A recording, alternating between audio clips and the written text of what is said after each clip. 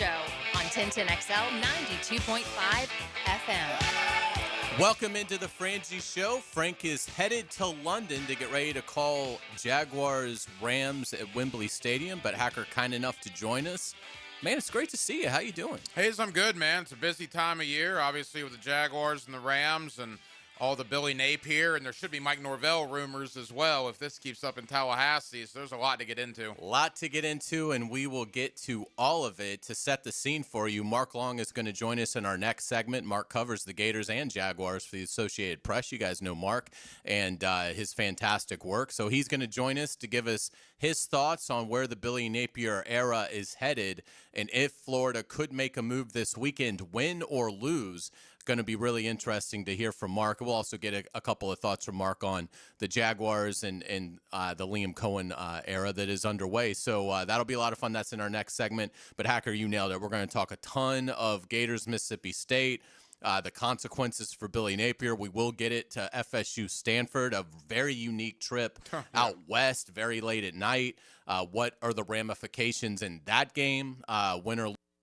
And then obviously we'll spend a lot of time breaking down a huge game for the Jaguars. It feels like I've been saying this, almost every week. But again, the Jaguars play a game where both teams have winning records. I think it's at least the third straight game because Seattle had a winning record. The Jaguars did too. Kansas City did not. But then the 49ers did. So I guess that would be 3 out of your last 4 games. You were going up against a team. You had a winning record going up against a team with a winning record. And the one game that you didn't was a Monday night game with Patrick Mahomes, Andy Reid, Travis Kelce, Chris Jones, Steve Spagnuolo. So it's been an incredible run in terms of opponents. It does get easier after this game as you go into the bye and come out of the bye.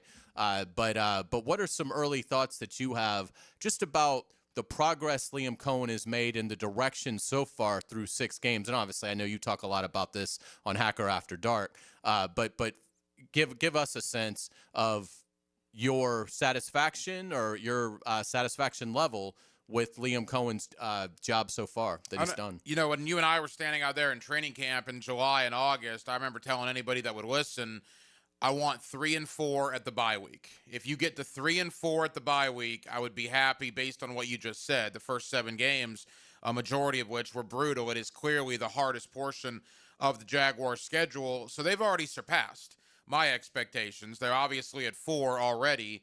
I think it probably stops there. I'm picking the Rams on Sunday. I've been pretty clear about that all week. I hope I'm wrong. I was just kind of taken aback at the lines of scrimmage last week on the offensive line and the defensive line. And you're playing a Rams team that, again, I think is going to really challenge the Jaguar offensive line on Sunday. I know we'll get to more of that game in a moment. But big picture, I'm thrilled with what Liam Cohen and James Gladstone and Tony Baselli have done. I mean, if I were to tell Jaguar fans 6 weeks ago, you're going to beat Houston for only the second time in Jacksonville in the last decade, you're going to go out to the West Coast and beat San Francisco, getting only your 5th win ever in the Pacific time zone. And, oh, by the way, you're going to beat Kansas City for the first time in 16 years and finally put a loss on Patrick Mahomes.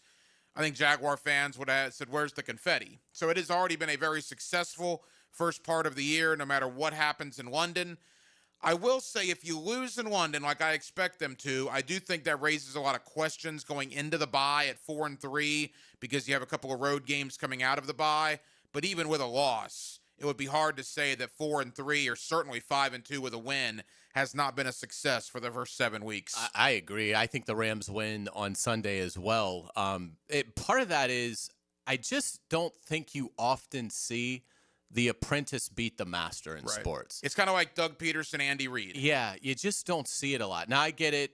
Todd Golden beat Bruce Pearl in the Final Four and in the regular. I'm not saying it can't happen, but my guess is, particularly in football, it seems like if you look at the history of the game, and it's not just Liam Cohen. I mean, it's the whole Jaguar operation is basically a carbon copy of the LA Rams. And I'm not saying that's bad, but we've talked about it for months, that the Jaguars offseason was basically a love letter to the LA Rams. You go and get Les Snead's lieutenant and James Gladstone to be your GM. You go get Liam Cohen, who's, yes, he was a successful offensive coordinator for a year in Tampa Bay, But what got him on the radar was his work with the Rams on 2 different stints. So I just think there's also that element to this, that it's, I think it plays into it, but it's also about the matchups. I mean, I don't think the Rams are going to have Puka Nacua, and that obviously is detrimental to their offense, but I think they have enough with Devontae Adams, with the running of Kyron Williams, with McVay's offensive acumen. And Stafford, I just don't think is going to give you 2 or 3 turnovers. Now, maybe you can punch the ball out on guys after the catch, or maybe their backs are loose with it, and the Jaguars have done a great job with that. But they don't have Devin Lloyd, the reigning AFC Defensive Player of the Month. We know is not going to play.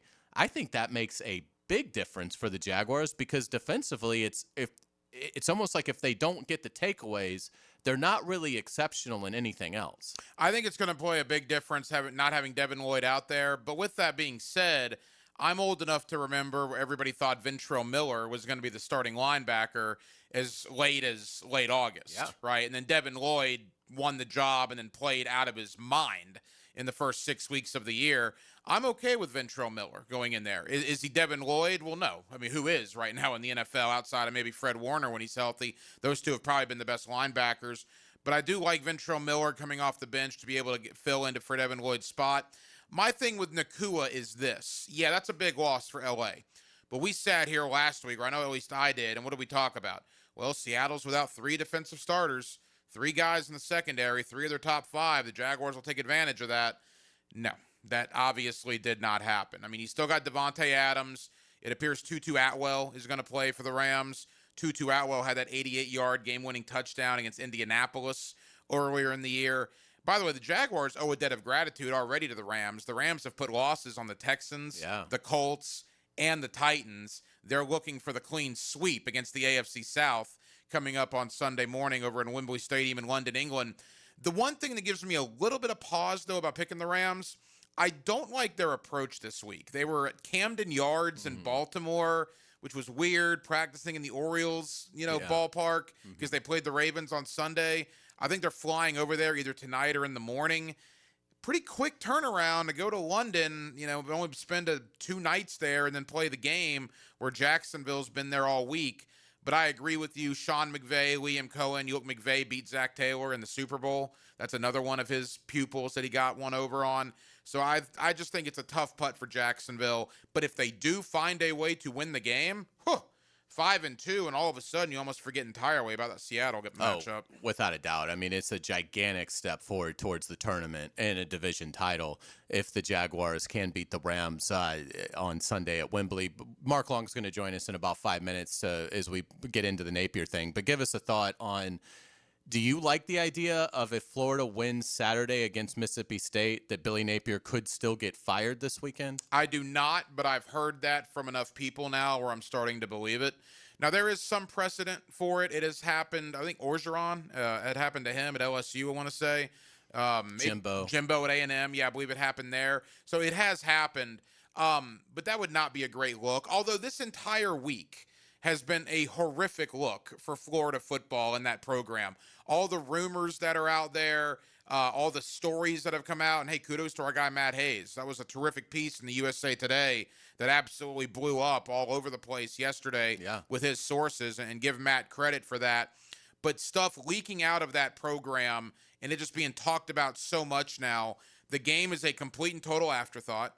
No one even cares about the X's and O's. Everybody's going to be locked onto their cell phones Saturday night and certainly on Sunday. How ironic would it be if Billy Napier gets fired in the middle of the Jaguar game? Because Jaguars obviously an early kick on Sunday in London. That would make our lives pretty interesting on Sunday morning. But no, to answer your question, if they lose to Mississippi State, he absolutely gets fired. If they beat Mississippi State, I wouldn't do it. I've heard from enough people it still might happen, which I just think, again, would be another bad look for the program. Yeah, I agree. Let's get it to games. When we come back on the Frangie Show, Mark Long of the Associated Press will join us. You're listening to 1010XL 92.5 FM. It's the ride home with The Frangie Show. From the Harrell and Harrell studio. Don't settle for less than you deserve. Every Sunday drive deserves a Monday morning quarterback. Did anyone look at the scoreboard? We'll take apart the top games, key plays, and controversial calls from the weekend. Post Game Monday. Delivered by Dandy Foods on 1010XL. Rotator cuff injuries are common among athletes and those who have physically demanding careers. Don't let this injury keep you away from the sport you love. Dr. George Barry here, and the first thing you need to do with a serious shoulder injury is to diagnose where the damage is and how significant it is. Rotator cuff tears are either acute tears sustained during an injury or accident, or degenerative tears.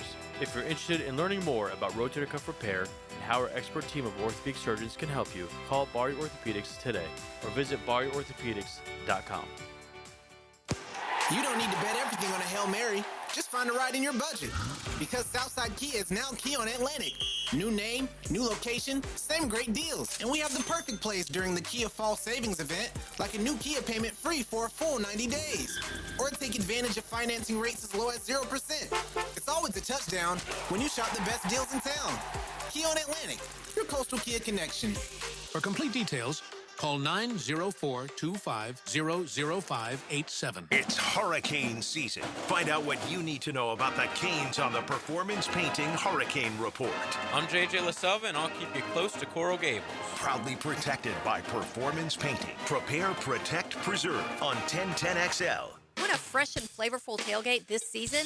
Chicken Salad Chick has scratch-made Southern-style chicken salad perfect for lunch, parties, and your tailgate. Order 3 ways at one of 4 area locations. Call 1-833-MY-CHICK or online at chickcatering.com. Hey, Jacksonville, I'm sure by now you've seen our bright green GFL trucks and containers throughout the greater Jacksonville area. We are an industry leader in solid waste and would love the opportunity to earn your business. We are committed to customer service, reliability, and have unwavering focus on safety. Whether commercial or construction, let us haul your waste away. Call 904-760-5880 to get a quote today. GFL, green for life.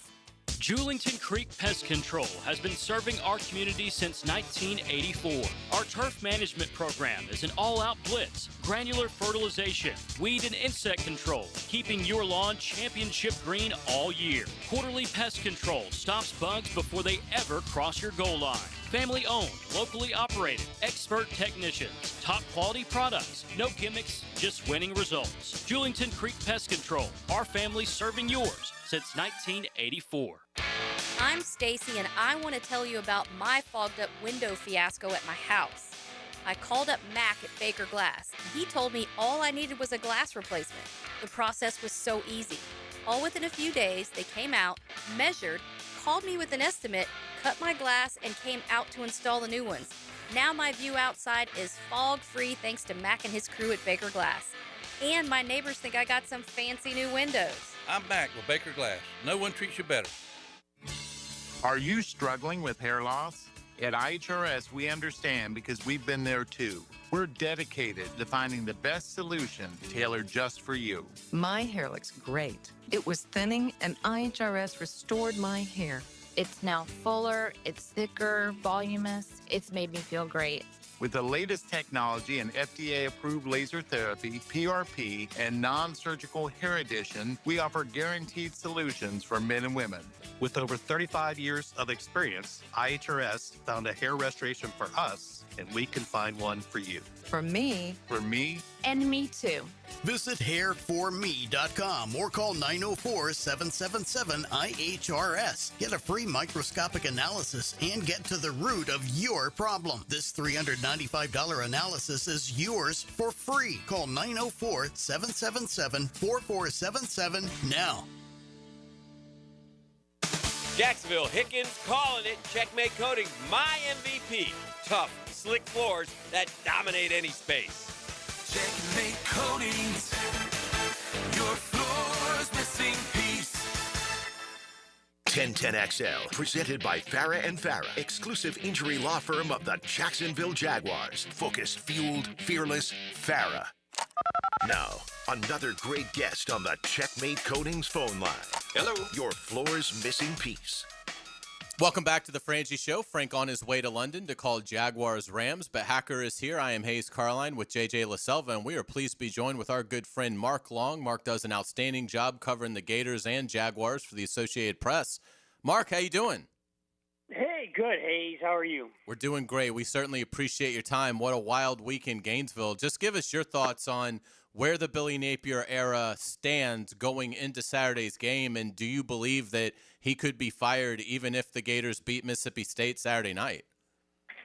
I do believe he could be fired even if the Gators win Saturday night. I do not think that it is, or in fact, I know that it's not a set in stone type situation. I think it's going to depend on how they look. I do not think Scott Strickland is going to fire Billy Napier if the Gators roll Mississippi State in the Swamp. Now then, if it's 17-14 or 10-6 or something crazy like that, or a loss, I mean, obviously a loss, and he's done. I don't think there's any question. He probably could be done that night, Saturday night, as opposed to waiting till Sunday morning. But I do think that if it doesn't look great, if it doesn't look like what we expect a homecoming game to look like under a normal coach, yeah, I think he could get the axe Saturday night or Sunday morning, no doubt about it. I do not think Scott Strickland is completely opposed to firing a guy after a win because, it's about progress. It's always been about progress. And Billy Napier is not showing the progress that he should be in year 4. Mark, obviously there's a lot of smoke here. There's a lot of stories that have come out. Our buddy Matt Hayes, USA Today, had the big piece yesterday citing some Gator boosters. Is that the issue here? Are the boosters going to reporters and things along those lines with this to put pressure on Strickland to do something? No, I don't think that's the case. In fact, I had people call me yesterday and said, that Matt's got bad sources. It was one booster in Scott Strickland's office, from what I understand, and it was a prominent booster, but the conversation was unbelievably cordial. There was no threats of pulling money, pulling funding, or, fire him or else. There was nothing like that. So I don't know. I know Matt. I trust Matt. I trust he's talking to people, and maybe they're getting bad information. Maybe somebody's trying to be part of a story that they're not really part of. I don't know what's going on, but I have it on pretty good authority that the story's a little off. What would be this is where I keep coming back to it in terms of if he wins Saturday, even if it is ugly, even if it's 6-3, you weren't going to fire him if he went 8-4 this year with this schedule. So the math is still with him. So to me, I'm having trouble understanding, and don't get me wrong, I think he's done a lousy job, and I think he is going to get fired. In fact, I think Mississippi State's going to win Saturday, so it's going to, at that point, become moot, because obviously he's getting fired this weekend if he loses to Mississippi State for his 5th loss. But to me, the reason I wouldn't fire him if he wins is you still do have the chance for him to get hot. And I guess I'm just at the point where I would want to eliminate any of the math.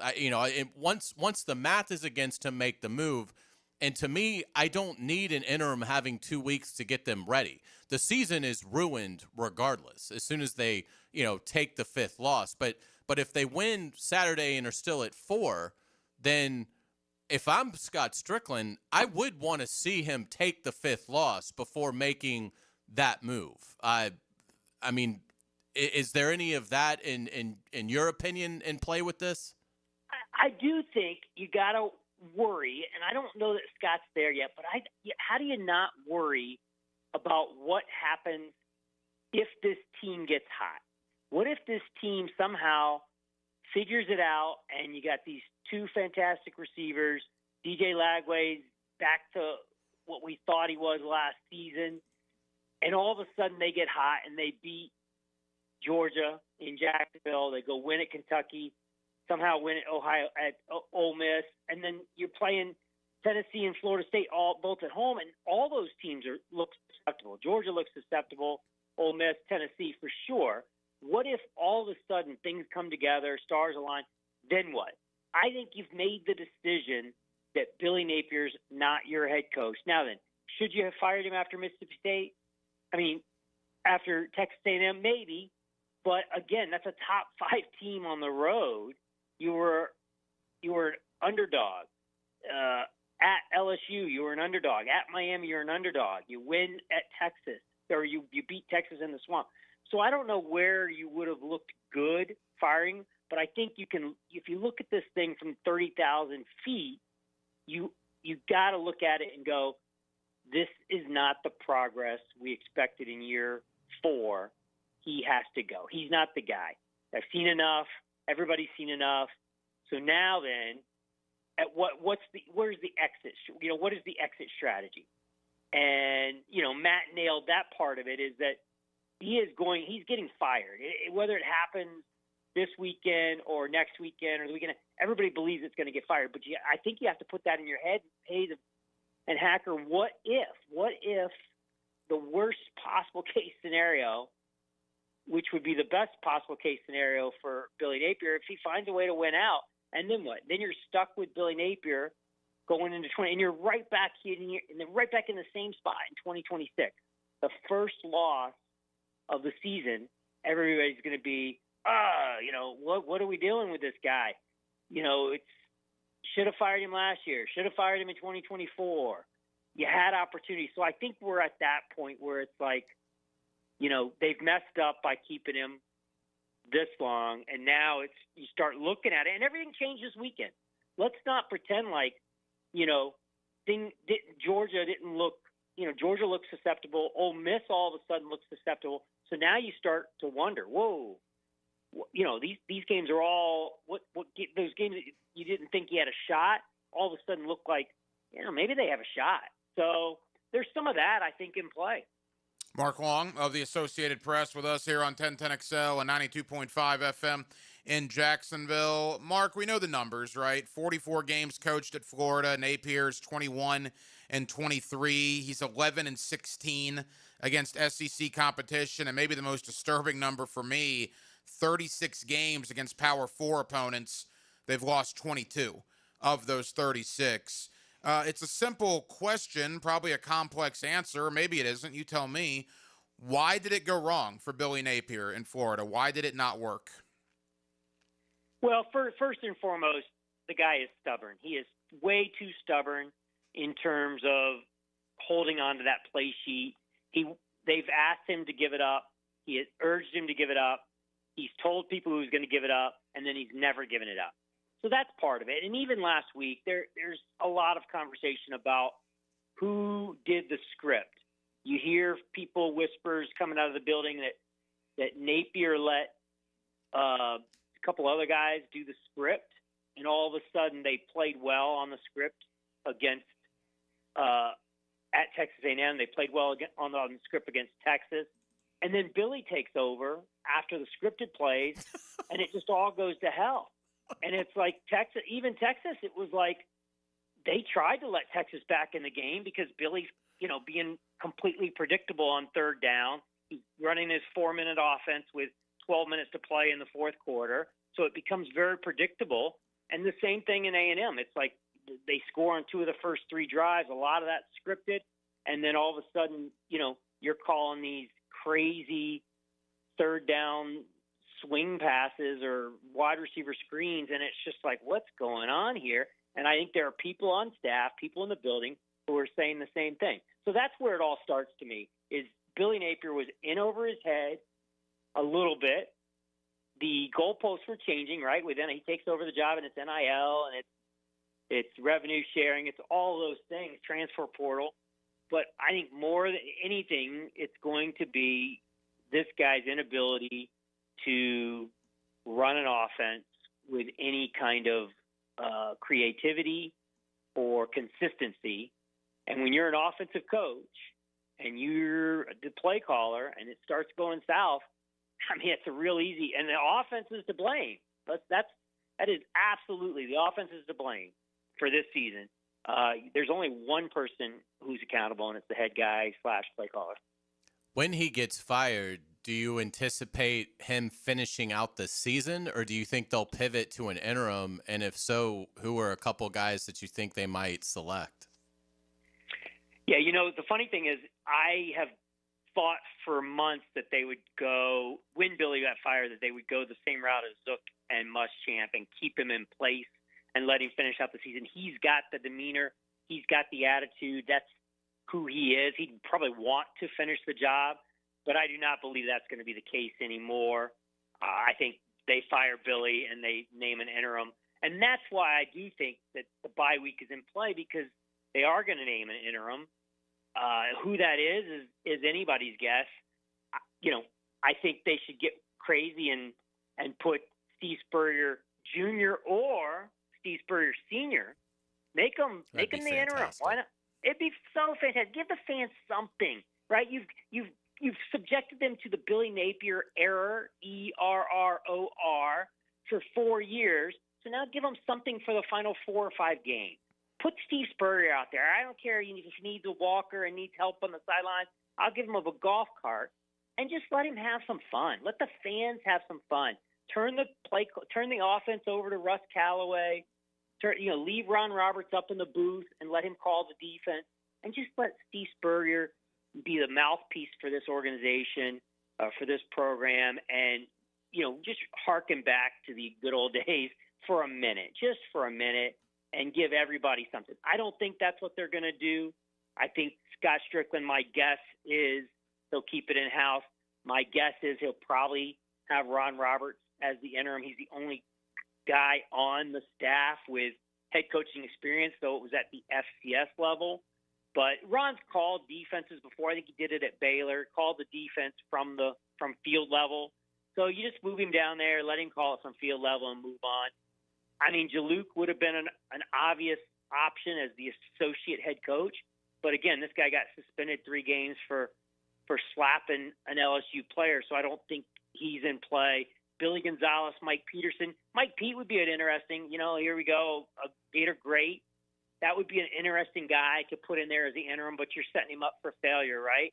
I don't know that Mike Pete would sign on for that. So maybe Billy Gonzalez. I don't know. I think there are a lot of options. I don't think there are any really good options, which is probably one of the reasons. That's another reason why it's gone wrong for Billy, as I don't think he has a very good staff.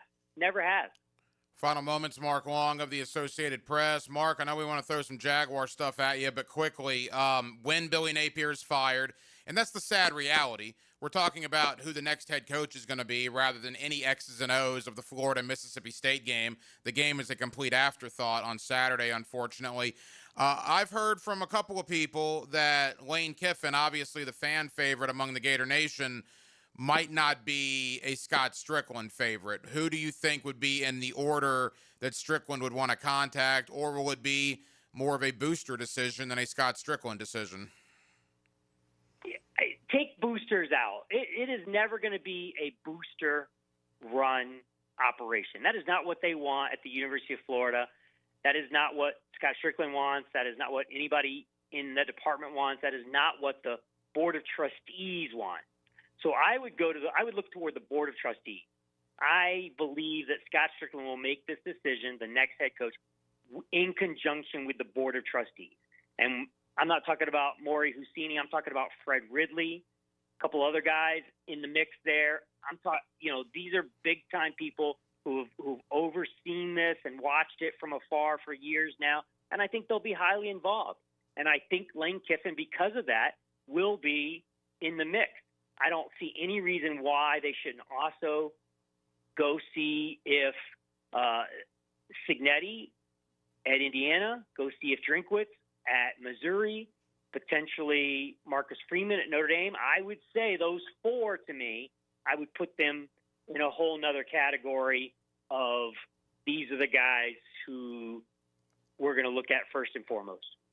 Mark, you're so kind to give us some time. Again, follow Mark online, on social, at AP Mark Long. Let's get a Jaguars thought from you.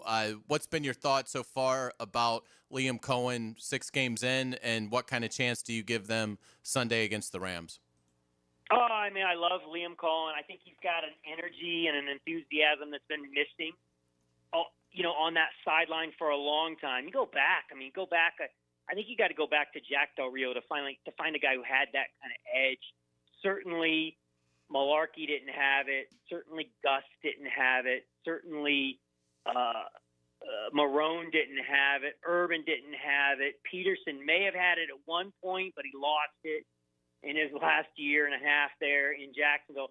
So, you like what you see from Cohen. He's got this edge. He's got a fire about him, a fiery guy. And, I think it's going to pay dividends down the road. Players really like him. You got to love some of the play calling, what we've seen. I still think they're a long way from where they're going to end up as a team, as an offense and defensive philosophy. I think that they're trying to instill that, but I just don't think they have maybe all the right players. They certainly have a few, but I could still see this team being a pretty big turnaround, roster turnover next year, and maybe even further down the road. But I like what they're doing. I do not like their chances against the Rams, partly because, you're talking about two staffs. One of them's in whatever year 8. Is it year 8 for McVay? And, year one, it seems like not the chess match that Liam Cohen probably wants at this point. I will say that maybe the Jags going over there early, acclimating to everything, might have an advantage over the way the Rams are doing it. The Rams have been a long time away from home already. And then, they're going to fly over really late in the week, get there Saturday morning, turn around and play on Sunday, which after all of that 5,000-mile trip and a week at Camden Yards in Baltimore, I don't know if how that's going to affect them. Yeah, great stuff, Mark. Can't thank you enough for your time. We certainly appreciate it. Some fantastic insights, and we'll look forward to talking with you here soon. But thank you so much. Sounds good. Thanks, guys. All right, Mark Long of the Associated Press. Great stuff there on the Gators and the Jags. When we come back on the Frangie Show, we're going to break down what Mark said when it came to the Gators. A lot to process there. You're listening to the Frangie Show on 1010XL 92.5 FM. The Frangie Show from the Harold and Harold studio. Don't settle for less than you deserve. Hey folks, it's Frank Frangie for Lee and Kate's Glass, and I think you deserve a spa-like shower, don't you? Get rid of that dirty, dated setup you have in your bathroom. Those old-style showers can be really ugly. Install a gorgeous frameless shower with thick, sexy glass and a free diamond coating protection that's easier to clean, like Rain-X for your shower.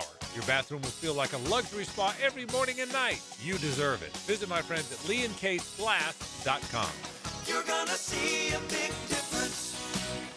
Food that's good for you can taste good too. Flame Broiler has protein-packed bowls to fuel your day. Introducing their new chicken avocado salad bowl. Made with romaine lettuce, rice, cabbage salad, and topped with a delicious house sesame dressing. It's a bowl full of goodness. Eat in, take out, or catered. Flame Broiler is easy to enjoy. Come in Monday through Sunday for happy hour, 2 to 5 p.m. for a chicken mini bowl and drink for $6.95 plus tax. 5 area Flame Broilers to serve you.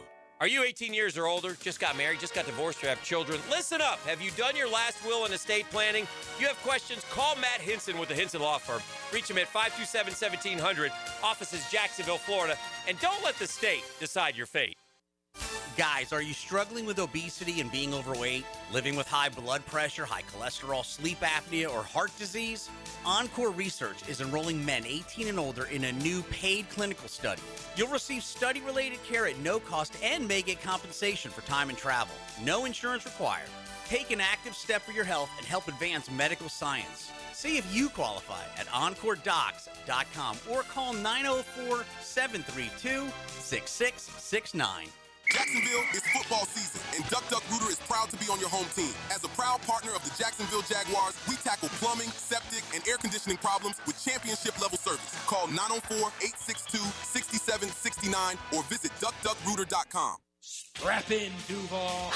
The Jaguars are gearing up to face the Los Angeles Chargers Sunday, November 16th for our annual Salute to Service game.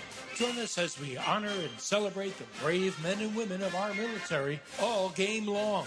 Secure your seats now and be a part of the action by visiting Jaguars.com/tickets. or call 904-633-2000. Let's stand together, Duval. If you want to sell your home, or you're worried about selling your home, or you've had trouble selling your home, let me give you the hotline to the help you need. That's the hotline to Chad and Sandy. 904-414-6200, chadandsandy.com. Area homes are selling, but you got to get the right price, and you need the right marketing, the proven systems. Chad and Sandy hit every base for you. Need to sell now? Instant offers coming. Fast, easy, stress-free. You want max price? Chad and Sandy bring your home to market with unmatched exposure, whether you're buying or selling. Fast or max cash, Chad and Sandy have the proven plan guaranteed. And how about this promise? Chad and Sandy guarantee your home sold at an agreed-upon price and deadline, or they will buy it. No required costly repairs. They are the real estate experts you can trust. So call them today at 904-414-6200 or go to chadandsandy.com. That's Chad, A-N-D, Sandy.com. You deserve something truly exceptional, and that's what you get from Dunbarton Tobacco and Trust's 10th Anniversary Jubilee. Come to Tobacco Cove on Saturday, October 18th from 1 to 4 p.m. because you will not want to miss this. From the mind of Steve Saka, Dunbarton offers the taste of perfection. This event features amazing cigars, delightful food, and awesome prizes. Tobacco Cove, 3849 Bay Meadows Road. More than a cigar store, it's an experience. 1010XL, presented by Farah and Farah, exclusive injury law firm of the Jacksonville Jaguars. Still present, ready. Farah doesn't flinch. It's a Stanley Pools Thursday on The Frangie Show. Since 1988, the experts in pools, pavers, screen enclosures, it's Stanley Pools. We certainly appreciate our friends at Stanley Pools. No Frank Frangie today or tomorrow. He is traveling to London to call Jaguars Rams, but we have Hacker with us. I'm Hayes Carline along with JJ LaSilva. Great stuff there. Fantastic insights from Mark Long talking Gators and Jaguars. But Hacker, let's start with the Gators. What did you make? What was your biggest takeaway from the information that Mark gave us? Well, there were a couple of things. When Billy Napier gets fired, I don't even think it's if any longer. It's when he gets fired. Mark threw out 4 head coaching candidates that he thinks are on a tier above everybody else. We'll get to those in a moment. He did not include Brent Key on that list. I love Brent Key, but I've been told by enough people in Atlanta that he's entrenched at his alma mater. I mean, 9 times out of 10, anybody would leave Georgia Tech for Florida. Brent Key might be that guy that wouldn't, just because of his history with Georgia Tech. So that's the only name that I would put on that list that Mark didn't. The one thing he did say, which I thought was interesting, and it's something I've thought of all week, we've been down this road before. Napier was done last year, and then he beats LSU and Ole Miss and Florida State and Tulane, and at that point, there's optimism and you can't fire the guy. Now, fool me once, shame on you. Fool me twice, shame on me. That's why, to me, if you're going to do it, you do it Sunday, win or lose. I get why people would have trepidation if they win, and I would too, but I would still probably do it in the event that Napier starts rattling off more wins again in the second half of the schedule. Then you're in the exact same spot you were last year. So I would just get it over with and get it done pretty much regardless of what happens against Mississippi State. See, it's interesting because I don't look at him winning out as a problem. I mean, I would look at that as what a run. I mean, and yeah, that does, obviously, it sets you up for next year, but the schedule is incredibly easier next year. I mean, this is what I don't. Let's say he wins Saturday. Again, I think they're going to lose to Mississippi State, and it's not going to matter. It's all going to be moot, and he's going to be fired this weekend.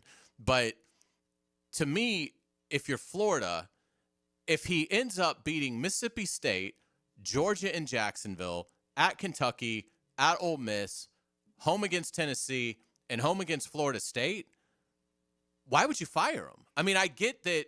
I understand what he has been, and I understand how we all feel at this moment.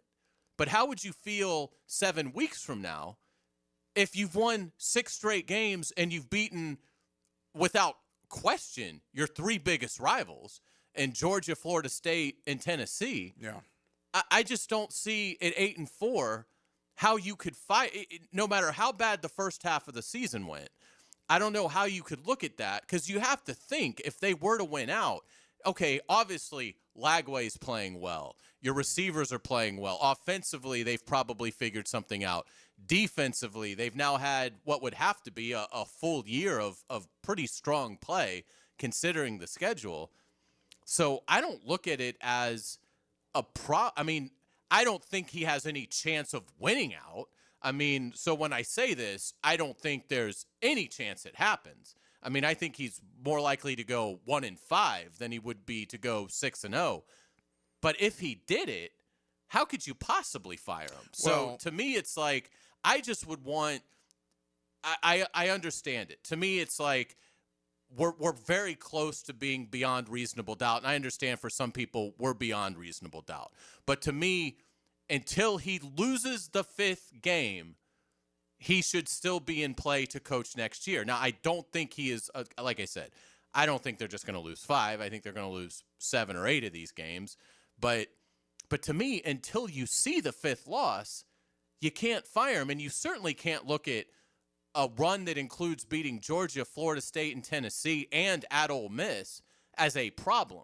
No, but I guess my point is, I agree with you. They have as much chance of winning out as I do of winning the Mr. Universe competition, and I'm at a striking 5'7", 203 pounds. So I don't think I'm winning Mr. Universe anytime soon, but I like my chances of doing that as opposed to Florida winning the rest of their games. My point is, all right, you beat Mississippi State, you get to 3-4.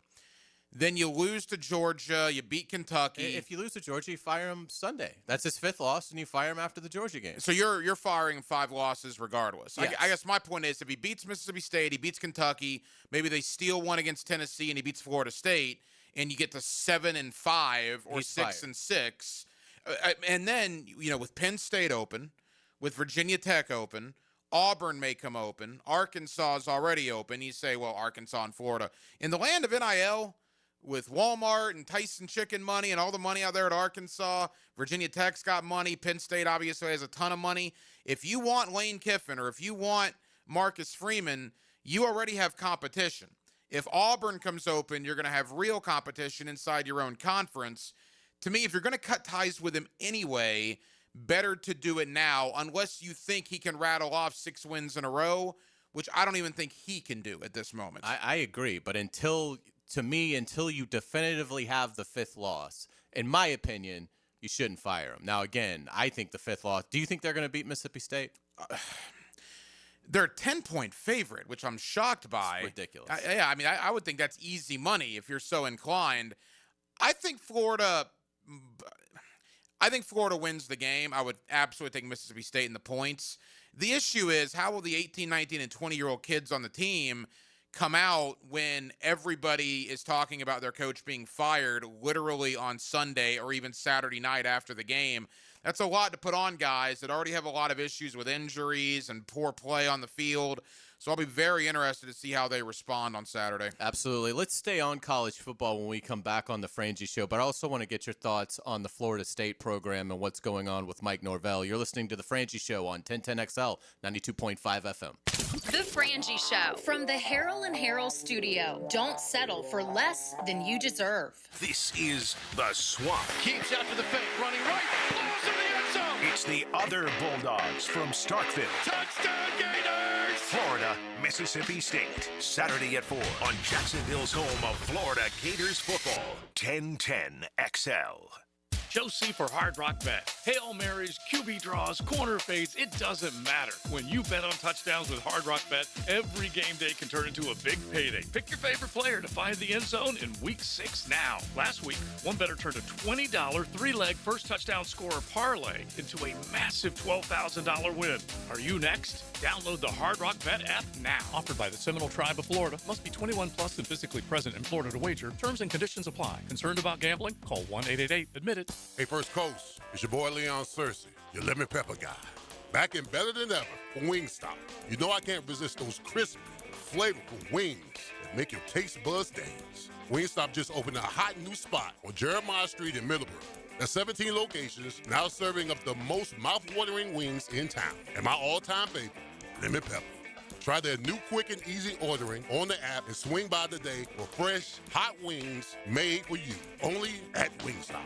Get the real story from people who know the beautiful game best. The Coaches Show, presented by Sporting Jacks with Cole Pepper, Sporting Jacks head of soccer Mark Warburton, and Sporting Jacks women's coach Stacey Ballum. Tuesday nights at 6 on 1010 a.m. Hi, I'm Sean Monahan from Monahan Jewelers in Atlantic Beach. Since 1977, we've been Jacksonville's local family jeweler with a beautiful selection of fine jewelry and certified diamonds. But we're also Jacksonville's leading buyer of gold, silver, and diamonds from the public. Gold has recently hit an all-time high at over $3,600 per ounce. Pay bills, buy something fun. Now is the time to sell your gold for cash and get top dollar, or trade it in for a new piece and get even more value at Monahan Jewelers in Atlantic Beach.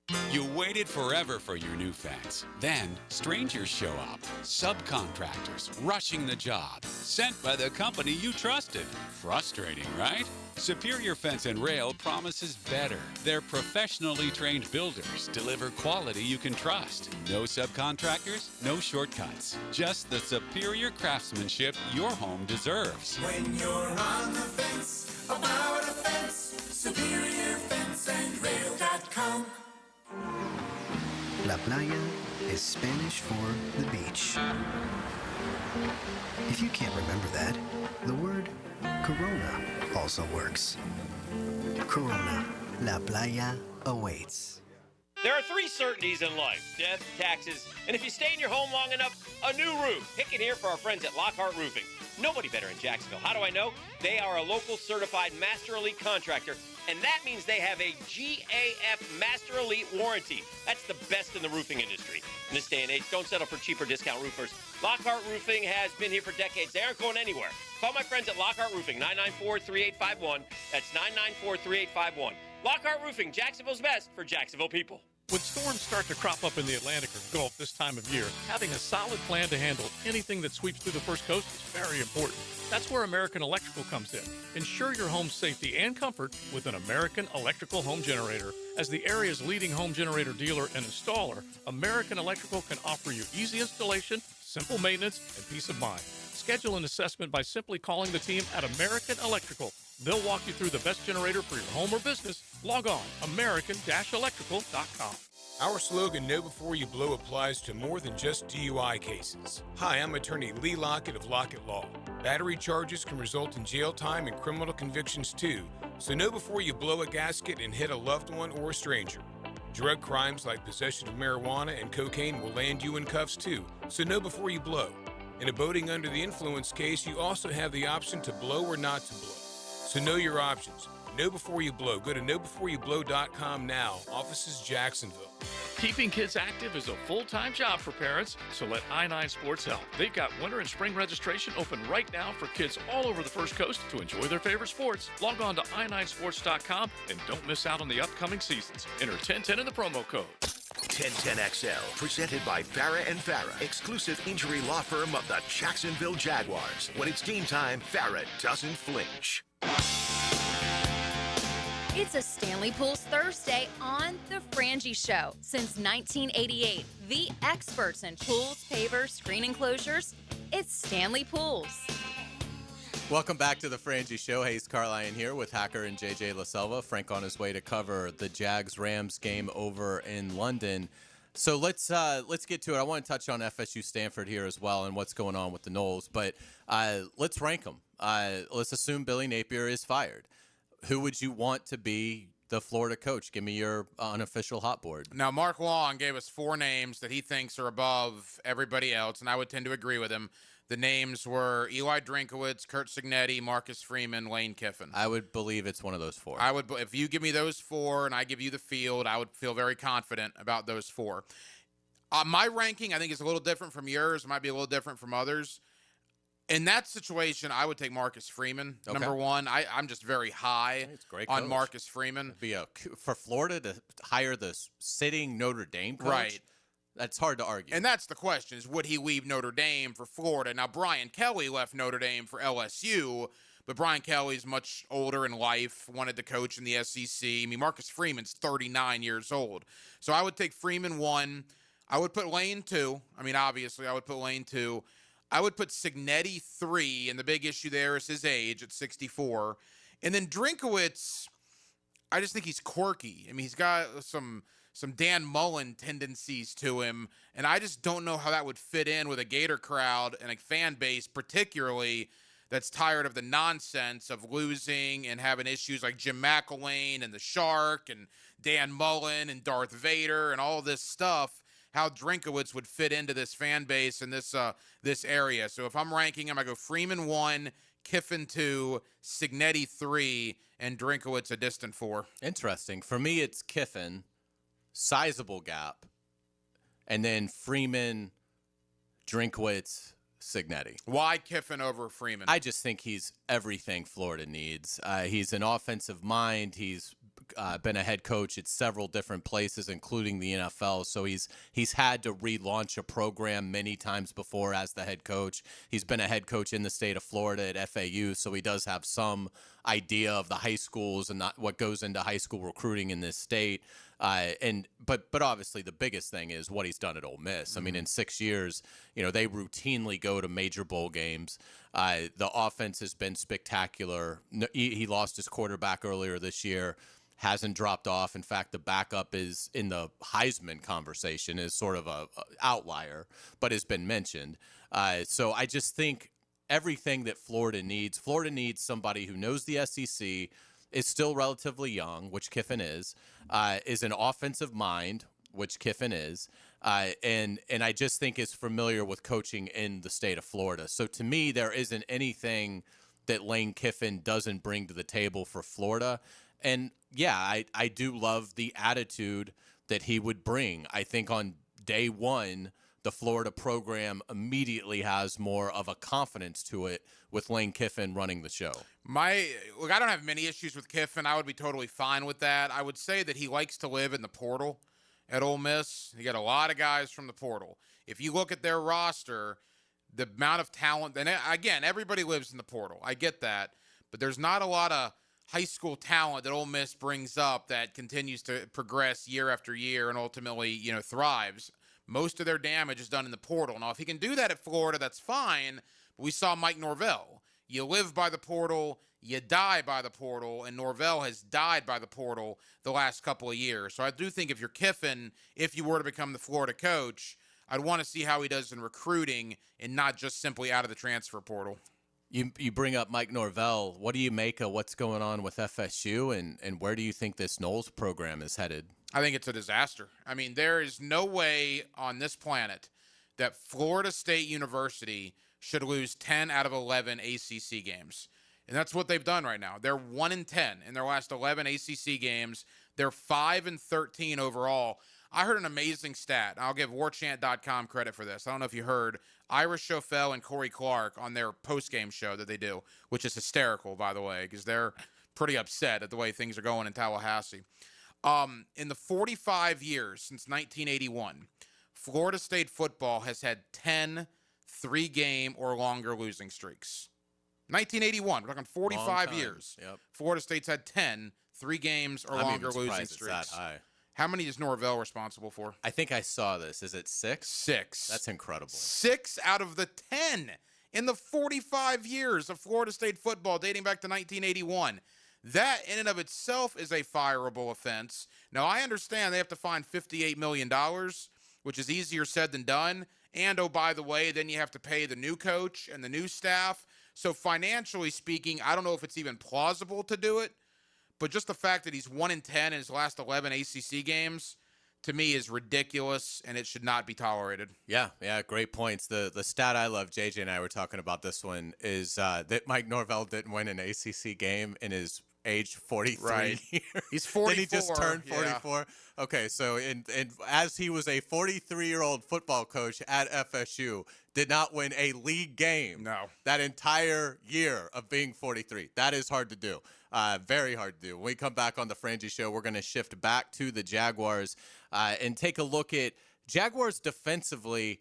What do they have to do to stop this Rams attack? The Rams may not have Puka Nacua, but they certainly have a bunch of other talent. We'll break it all down coming back on the Frangie Show. You're listening to 1010XL 92.5 FM. It's the ride home with the Frangie Show from the Harrell and Harrell studio. Don't settle for less than you deserve. Get ready to go viral with us. Jeff Prosser and Dan Hickett on the Swamp Sessions podcast. It's No Holds Barred, live streamed on the 1010XL social channels right after every Gator game. From Voodoo Brewing Company. Driven by Atlantic Infinity. Tired of roofers who never answer the phone and just use AI? I'm Morgan Conley, the People's Roofer. I answer every call. No robots, no runaround. I'm born here, built here, staying here. Visit morganconleyroofing.org. Are you an experienced chiller technician and looking for a role where your skills are truly valued? It's time to make the move to Local 234 plumbers, pipe fitters, and HVAC technicians. You'll get top pay, comprehensive health and welfare benefits for your family, and a pension that doesn't come out of your pocket. Join the team that's got your back. Local 234, proud partner of the Jacksonville Jaguars. Visit UA234.com to send your resume today. Equal opportunity employer. He thinks he knows what he's talking about. Of course. Find out if he does. Is there anything else we need to know? Catch CBS Sports senior NFL writer Pete Prisco every Friday afternoon on The Frangie Show. Brought to you by Showtime Sports Cards and Collectibles. Poker players, the World Poker Tour is back at Best Bet Jacksonville, October 30th to November 18th, and the guarantees are massive. Event 1 brings a $200,000 guarantee. Event 6 has a $300,000 guarantee, and the main event has an enormous $1 million guarantee. With 14 tournaments, your chances of winning big have never been better. Want in on the action? WPT satellites are already playing out. Don't get left out. Head to bestbetjacks.com for details. That's bestbetjacks.com. WJXL AM Jacksonville Beach. WJXL FM Jacksonville Beach. Twin Peaks is the best in the game. Here, it's bigger game days and bolder fight nights. I mean, where else can you find a scratch kitchen that always comes in clutch every day from lunch to late night? Only at Twin Peaks, the #1 sports bar. I'm with Greg from Cycles of Jacksonville, and the fall part of the year just offers so much fun, especially when you're out and about. Tell everybody what's happening with Triumph right now. They have got a lot of new models on the road, from Scrambler 400s. They've got the legendary Rocket motorcycle. Lots of really cool bikes to choose from. And the price point and all the tricks that come with the Triumph bike, they're all there. They're all there. Entry level to the greatest of the great. We've got them. Look for them online, cyclesofjacksonville.com. Check out the Facebook page or that showroom on Atlantic near Regency. Frank Frangie here. It's always truck season at Nimnick Chevrolet. Well, this month, you can save up to 20% off a new Silverado or get financing rates as low as 0%. Unlike most dealerships, Nimnick Chevrolet has the largest inventory on the ground, ready for you to explore. With their extensive selection, you're sure to find your perfect truck at Nimnick. So shop online at nimnickchevy.com or visit the dealership at Park and Cassett. Who's got more new Chevrolets at the best prices? Nobody but Nimnick. Chevrolet. Together, let's drive. Hi, this is Dave Barker.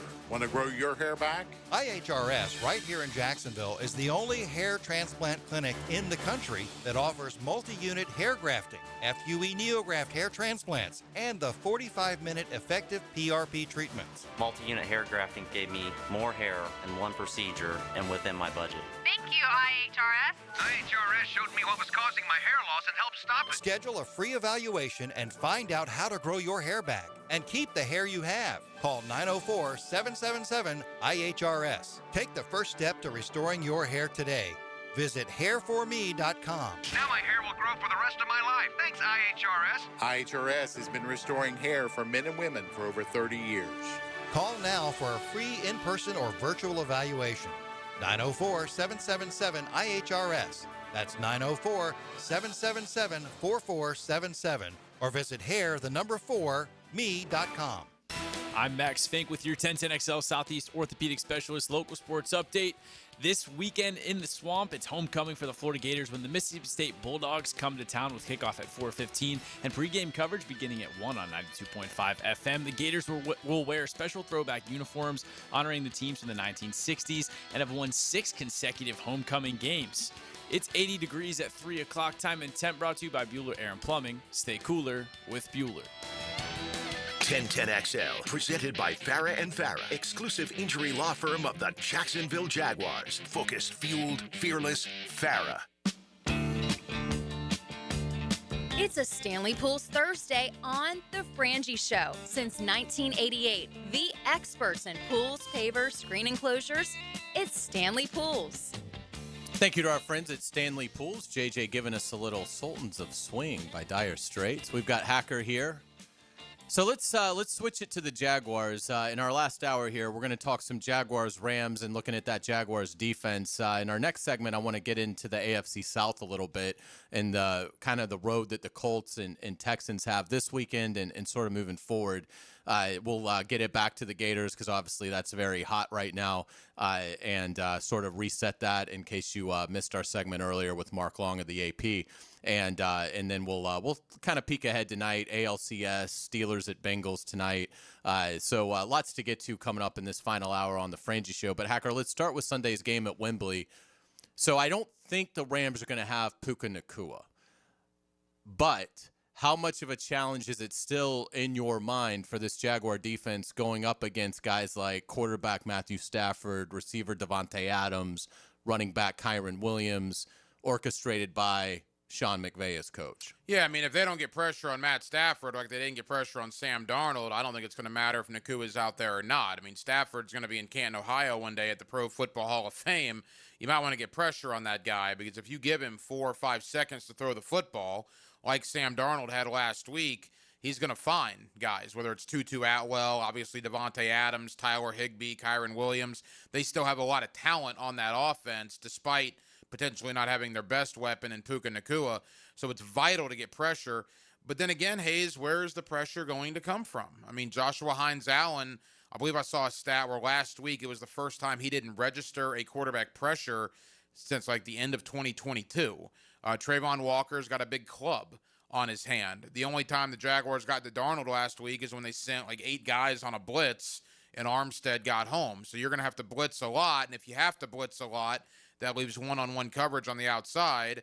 And that's probably not a good idea with a guy like Devontae Adams down there. So you got to get pressure on Stafford, but it's a pick your poison because if you do that, and you need to do that, but it does open up one-on-one coverage for a guy like Devontae. And that's the thing about Stafford and the offense in general. Now, again, they've had Puka Nacua, who's 54 catches for 616 yards and 2 touchdowns this season. He's been my fantasy football MVP to this point. He is incredible. So, I mean, they would be without one of the best receivers in the NFL, bar none. But their numbers are solid. I mean, the Rams are 5th in total yards. 3rd in the pass, so they're moving the ball consistently at basically an elite clip. And the other thing is they just don't make a lot of mistakes. They're 5th in interception rate, so Stafford's protecting the ball. They're 10th in sacks allowed percentage-wise, so they're not, allowing a lot of pressure to at least get Stafford to the ground. They're not great on 3rd down. They're kind of average middle of the road at 40.3%. But they just don't seem to be an outfit that's going to go to London and give you 3 takeaways. Right. It just doesn't seem like it. You're going to have to actually get them off the field. The 3rd down defense was fantastic against Seattle. The Seahawks only converted 1 of 12, but it had been an issue, a big issue for the Jaguar defense going into that game. So much so that even after the 1 of 12 performance, the Jaguars just improved to 23rd in the NFL on 3rd down. So that's my concern in this game is I don't know that the takeaways are coming, and I don't know that you're just going to be able to win on 3rd down, which then introduces, can the Jaguars win a shootout against the Rams? Now, you brought up a great point earlier about the travel, and maybe the Rams are fatigued. Maybe the Rams aren't prepared because they're doing something we haven't seen anybody do yet, which is fly over on a Friday, land Saturday, and expect to play 60 minutes of good football against a professional football team in a facility they're very comfortable with and a trip that they've been over for a week. That's a major intangible. But I just would be surprised if the Rams aren't scoring at least in the 20s in this game. No, I agree. And the other weird thing about the Rams, though, their travel, like you said, I mean, not only are they not flying over until very late for a London game, but the fact that they've been in Baltimore all week, they haven't been home at their own facility. They played the Ravens last Sunday instead of flying back to L.A., which would have made no sense, or instead of flying to London, which they probably should have done, in my opinion. They've been hanging out at Camden Yards. practicing where the Baltimore Orioles play, which is cool, I guess, but it's also kind of weird. So you haven't been home for a week. Now you're flying over to London. Rams have a bye week, just like Jacksonville does in week 8, which to me is a main reason why you probably wouldn't see Puka Nacua on Sunday. So I like the intangible aspect from the Jaguars. But again, the Jaguars' offensive and defensive lines, the line of scrimmage, Hayes, was so beat up by Seattle.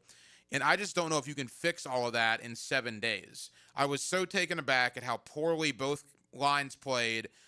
Particularly, I mean, look, Walker Little was terrible. I mean, let's call it what it was. He was terrible. Now, Robert Hainsey may be trending towards playing. He was limited yesterday. We'll see. That would be a huge get if Robert Hainsey can come back.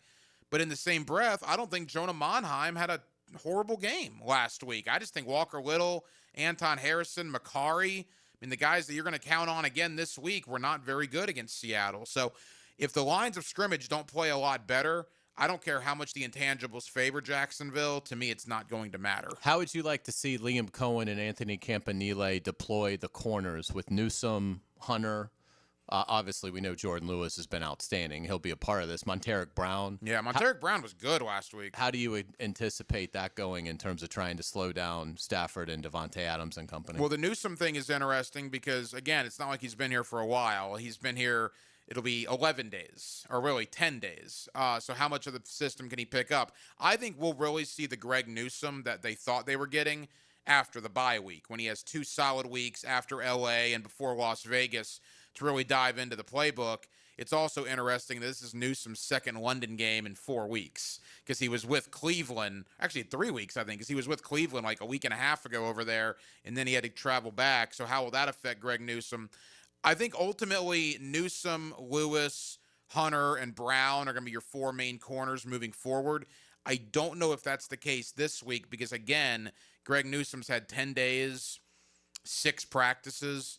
Does he have a full grasp of the defensive scheme? I think we'll really begin to see Greg Newsome's deployment a lot after the bye week. Do you think they'll employ more 3 safety looks to combat not having Devin Lloyd, or do you think Ventrell Miller will just take every bit of Lloyd's work? I think you'll probably see that on third down more. You'll probably see Dewey Wingard, Eric Murray, Antonio Johnson. Ventrell Miller, to me, I'll be fine with him on first and second down. I mean, he had 6 tackles last week. He's very good against the run.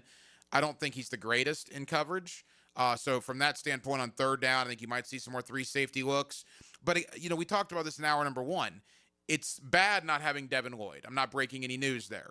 But 6 weeks ago, none of us thought Devin Lloyd was the starter at that position. We all thought it was Ventrell Miller. So if you're going to have a guy get injured, Ventrell Miller was a projected starter on this team in late August. So I'm very curious to see him with an opportunity out there and how he performs on Sunday. Are you worried about the special teams? Yes, absolutely. Now, Logan Cook, I don't have as much problem with him. Has he been up to Logan Cook's standards? Probably not, but he's still been very solid. Cam Little, absolutely. What does he miss? 3 field goals and an extra point? He missed 2 field goals and no extra points the entirety of last year. I'll tell you this. I mean, if he misses a kick on Sunday, they won't cut him, but I bet you they bring in some competition for him and put on the practice squad. They'll have kicking tryouts next week during the bye, and they'll sign somebody to put on the practice squad because you got to make those kicks. And Cam Little missing an extra point, I believe that's the first extra point he's ever missed, like in his football career, high school, college, or the pros, and then missing a 50-yard field goal. Look, 20 years ago, that was a long kick. That's not the reality anymore. You need to make 50-yard kicks, and Cam Little's missed a couple of them. They could have lost the San Francisco game because Cam Little missed that kick. Luckily, the defense bailed him out. So, yeah, I am concerned about Cam Little right now. You mentioned Josh Hines-Allen and Trayvon Walker. The numbers just aren't there. In fact, Eric Armstead leads the team in sacks with 3.5. That's not a good sign. No, they only have 8 total, right? Yeah, I mean, they haven't been able to do much there. Do you get a sense that this is a game where maybe that starts to pick up, or going to be tough against a guy like Stafford? I think it'll be tough because, again, Trayvon Walker is essentially out there with one hand. And I applaud him for going, but, I mean, he had wrist surgery a week and a half ago. How much can you really rely on Trayvon Walker, which means you're going to have to rely on Joshua Hines-Allen, but when Walker's not 100%, offensive lines will just shift their focus to Josh. And that's, I think, what Seattle did last week. So you need to get more from Emmanuel Ogbah and Dewan Smoot and Dennis Gardeck. And you just really haven't gotten a lot of those guys. You know, how many times have we talked about Emmanuel Ogbah this year? Not very many, right? I mean, he just hasn't produced a lot as far as affecting the quarterback. Smoot has a little bit. Gardeck has a little bit. But when Trayvon Walker's down, you got to get more out of that rush position. They haven't yet. That's why if you're looking at a trade possibility for the Jaguars, I would think edge rusher would be at the top of that spot. Without a doubt. And that's something that we'll certainly break down. Certainly tomorrow. On tomorrow's show, we'll talk about potential positions of need there, because it's multiple. And, you know, you're seeing reports, and obviously they restructured Newsome and some other contracts. So we know from Spot Rack's reporting that they have cleared some cap space. Yeah, like $12 million. $12 million, yeah. Which, you know, again, you might trade for a guy that's making, let's say his cap number is $20 million for the season. Well, we're halfway through the season. So that number is really $10 million. Mm-hmm. It's really just what he's owed the rest of the year. So will be very interesting. I would agree with you. I think edge will certainly be in their plan, but you're probably only going to be able to make one, maybe two moves, depending on if your two moves are more B-level guys. Will be interesting to see what James Gladstone and company do. Is there a realistic guy for you? I mean, obviously, you know, you could name a lot of unrealistic guys. I don't think Trey Hendrickson is realistic here. Right. Even though I think Cincinnati would be interested in moving him, I just don't think it would be here. To me, the most realistic guy would probably be Jalen Phillips from Miami. Yeah. I mean, I could see a world where Jacksonville could do that. Yeah, and I think that makes sense. I think, to me, it will be, what's the defensive tackle market look like? And that's where I think I would devote this money to, and looking at that. But, you know, there's a lot of areas. I wouldn't necessarily go after a tight end, because you're going to get Brenton Strange back. Right. You just sort of have to hang in for a month and hope that Long and Munt can kind of keep the ship afloat. But I did think they missed Brenton Strange a lot. Oh, I agree. I mean, when you talk about the offensive line getting ragdolled, it might have helped having Brent Strange available, not just for his blocking prowess, but also for being able to get out and catch a quick pass. Strange is probably the most improved player on the team. I would agree. From last year to this year. It is a gigantic leap he has made. And hopefully, even when he comes back, the injury doesn't slow him down. You know, the first game or two, he'll have to get his legs back under him. But we need the Brenton Strange in December that we saw in early to mid-September. Yeah, great point. When we come back on the Frangie Show, I'm going to give you a hammer time involving the Indianapolis Colts. You are listening to the Frangie Show on 1010XL, 92.5 FM. The Frangie Show from the Harrell and Harrell studio.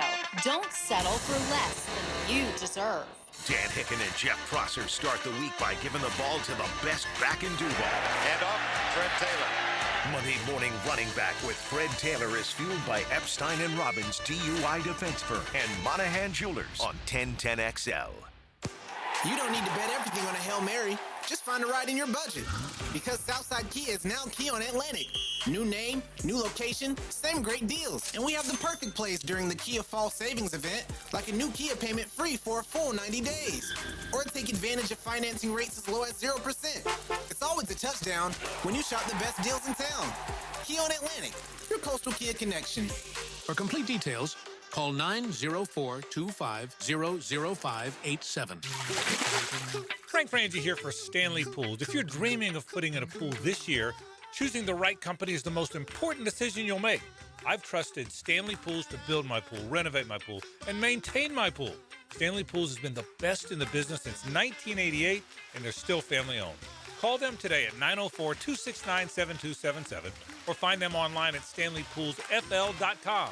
That's Stanley Pools, a family tradition of fine swimming pools. Soft takes are boring. That's why I dropped the hammer on the Frangie Show. I'm Hayes Carlion. Listen for Hammer Time with Hayes, weekday afternoons on 1010XL. Hammer Time with Hayes, driven by Kia on Atlantic. This is Richard Miller with your Showtime Sports Cards and Collectibles Update. Tomorrow is our in-store card show from 9 a.m. to 4 p.m. Look for cards from all the major sports. Plenty of options at our monthly card show. Tomorrow from 9 to 4, it's Showtime, Sports Cards and Collectibles. Update your collection.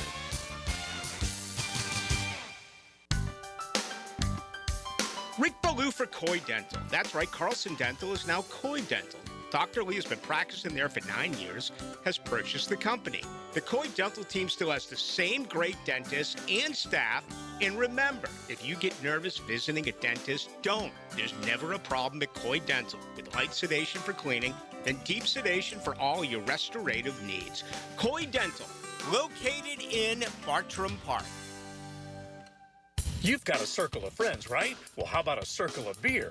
All your favorites like Bud Light, Bud Heavy, Mick Ultra, or Natty Light. It's all there in the cold case at Circle K. Probably one right around the corner right now calling your name. Slide on in to a Circle K.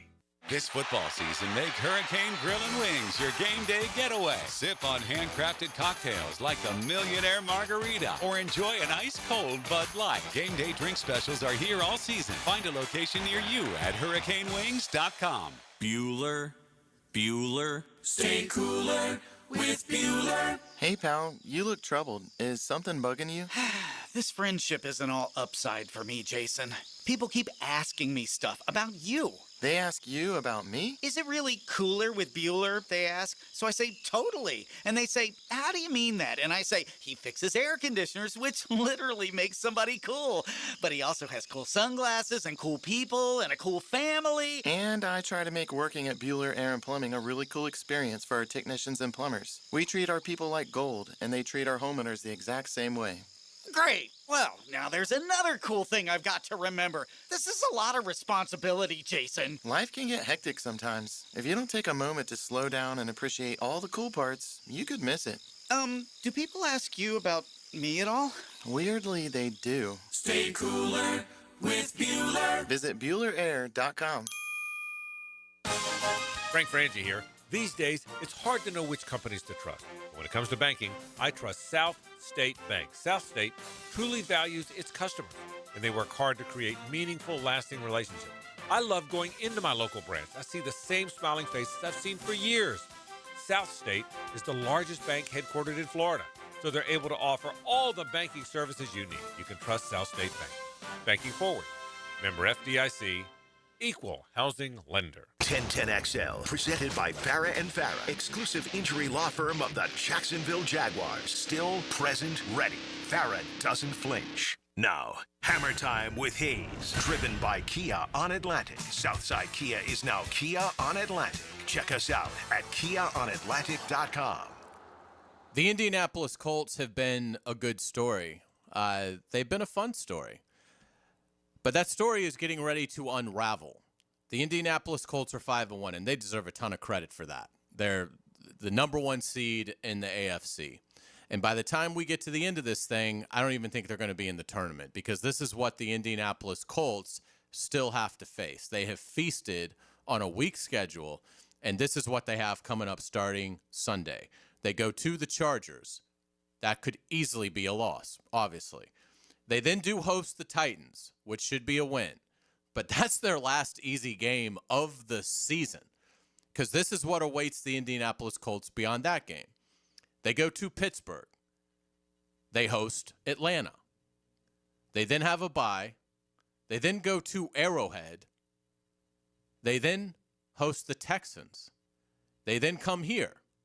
They then go to Seattle. They then host the 49ers. They then get to host the Jaguars again. And then they close at Houston.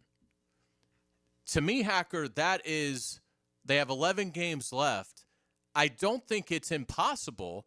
I don't think this will happen. But they could go 1-10 in those 11 games. Yes, they're 5-1. Yes, they've done an incredible job so far. But I think the Indianapolis Colts' run is getting ready to really collapse. Yeah, I get that they're a great story, and Daniel Jones might be comeback player of the year right now, and the Pat McAfee angle, like McAfee and his national platform have really built the Colts up. I completely agree with you, though, and I've said this many times on Hacker After Dark, even before last week, where they should have lost to Jacoby Brissett in Arizona.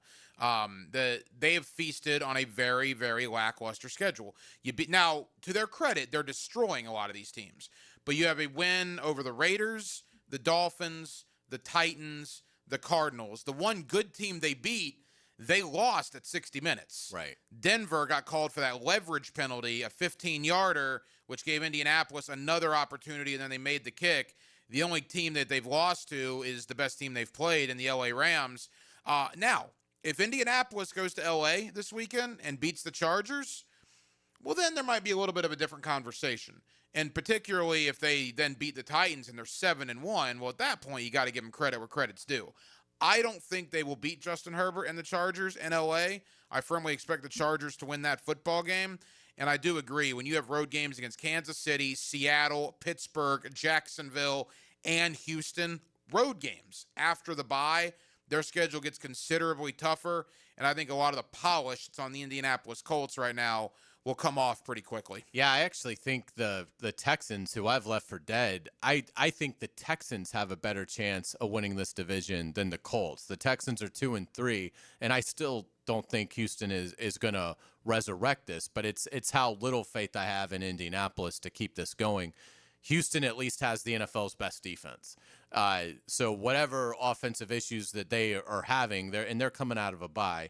They have a tough challenge. They're at Seattle Monday night, a 10 a.m. Eastern start. So that's 2-3 Houston at a 4-2 Seattle team, and that place will be electric. Although it's funny, and we obviously heard this last week in prepping for the Seahawks game here, Seattle's been much better on the road under Mike McDonald than they have been at home. And that home, they've got an incredible environment. I've only been there once, but it was a fantastic home crowd when I was there. The Texans' schedule coming up is almost as brutal as the Colts. That's where I was going next. Yeah. Read it off. Because, I mean, this is how little faith I have in the Colts, because the Texans are 2-3 with this schedule, and I think they've got a better chance than the Colts. But, yeah, go ahead. And Houston's had their bye week, as we talked about, so they have 12 straight games now. At Seattle, home San Francisco, home Denver, home Jacksonville. They go to Tennessee. Then they get Buffalo at home. They got to go to Indy, to Arrowhead. They get Arizona and the Raiders. Then they go to the LA Chargers, and they finally end with the Indianapolis Colts. There is no question that in the months of November, December, and early January, when you look at the Texans, the Jaguars, and the Colts, on paper, who has the easiest schedule? And there's also no question to this point who has had the toughest schedule, which is the Jaguars for both. So Jacksonville, being at 4 wins already, is in great position knowing what the Texans and the Colts have in front of them. I agree with you. I think Houston is probably a little bit better than their 2-3 record. But if we're going to say Indianapolis has feasted on weak competition, Houston has absolutely done that. They beat the Tennessee Titans, who may be the worst team in football, and they beat the remaining carcass of whatever the Baltimore Ravens are this year at 1-5. We will know a lot more about the Houston Texans in the next 3 weeks, starting at Seattle and then with back-to-back home games against San Francisco and Denver. And that's why I think Sunday's game, and again, I'm with you, I don't think the Jaguars get it done, but if they beat the Rams to get that 5th win already going into the bye with what awaits the Jaguars, again, 2 against the Titans, the Jaguars still have, a game against the Cardinals, a game against the Raiders, and a game against the Jets. Yeah. So if you win Sunday and you get to your 5th win, you still have 5 incredibly winnable games that still await you. So I mean, it's so favorable for the Jaguars. Even if they lose, I'd still think the Jaguars will win the division, even with a loss Sunday. But if they win, I think they take 2.5 steps towards. And you mentioned it. The Rams have already beaten all these teams, so you're gaining a game on. When you look at just that specific matchup, Rams versus the AFC South, you will have gained a game on the entire division. The interesting thing about the Rams, they're 1-2 outside of the AFC South. They're 3-0 against the AFC South. Now, is that an indictment on the Rams or an indictment on the division? I think the AFC South is probably the best division in football that nobody thought was going to be good. I mean, we know the NFC North is good. The AFC West appears to be good. The NFC West appears to be good. Everybody coming in thought the AFC South was absolute abomination. They thought it was the worst division in football. That has proven very quickly not to be the case outside, of course, of the Titans, which the Tennessee Titans. Yeah, give us a thought on it. Where do you think this goes? I got a lot of media buddies up in Nashville. It is hysterical watching them because it's like we're looking in a mirror from where we were here in Jacksonville for a better part of the last decade. They are awful. I mean, awful, awful. They're 1-5. They should be 0-6. Brian Callahan gets fired after 4-19. You could legit make the argument that Callahan, outside of Urban Meyer, was the worst head coaching hire in the NFL in the last decade. I mean, 4-19. Yeah, and he lost his job earlier this week. And of all teams coming into Nashville on Sunday, it's Mike Vrabel and the Patriots, the guy they fired to hire Brian Callahan, and now has the Patriots 4-2. Vrabel's the kind of guy that's going to want to rub their face in the dirt a little bit. I think it could get ugly in Nashville on Sunday. I would anticipate that it absolutely does get ugly for the Titans because, I mean, Mike McCoy's a good guy. He was here, and he's been a head coach before with the Chargers, but that's going to be tough. I mean, they don't have a lot of talent. I think Cam Ward may be good, but you're throwing your timelines all off. It's now you're going to be, hiring a coach who didn't come in with the GM, and you're going to be hiring a coach that, is going to have to rewire whatever damage Callahan did to Ward. You've got to sort of redo that before you can even make your gains with Cam Ward. So to your point, it just sets up a lot of, I think, disharmony in the future trajectory of the Tennessee Titans, which is great for the Jaguars. But I'm with you. This does not look like a quick fix. I also don't think it's going to be – they're all appealing. There's only 32 of them. But I don't think they're going to get a coach that has options. They're going to get a coach that this is it. I either take this job or I stay as an offense or defensive coordinator or whatever, or stay unemployed, whoever they go after. Right. There does not appear to be a lot of young talent with the Tennessee Titans. And again, the crazy thing is 4-19 for Brian Callahan. You mentioned the ownership in Tennessee. Think about how critical we were of Shad Khan with some of the decisions he made up until Liam Cohen and James Gladstone, which appears to be a home run. Amy Adams-Strunk of the Tennessee Titans, this is her timeline over the last 3 years. Fire the head coach Mike Vrabel, keep general manager Ran Carthon.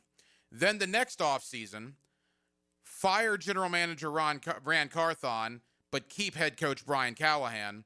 And now in year 3, they've now fired head coach Brian Callahan, but they've kept new general manager Mike Borgonzi. This is the third consecutive year that they've either fired a GM or a coach. Year 4, 2026, once again, the GM and coach will not be on the same timeline. That is nonsense, what they're doing up there with that Titan organization. I'd love to make a trade for Jeffrey Simmons. I doubt Tennessee will have any interest in that, but boy, can you imagine adding Simmons? Oh, my gosh. Now, reports have come out that a lot of people will be available for the Titans. They've already traded Brownlee, the corner. Fowler did mention that Jeffrey Simmons is probably off limits.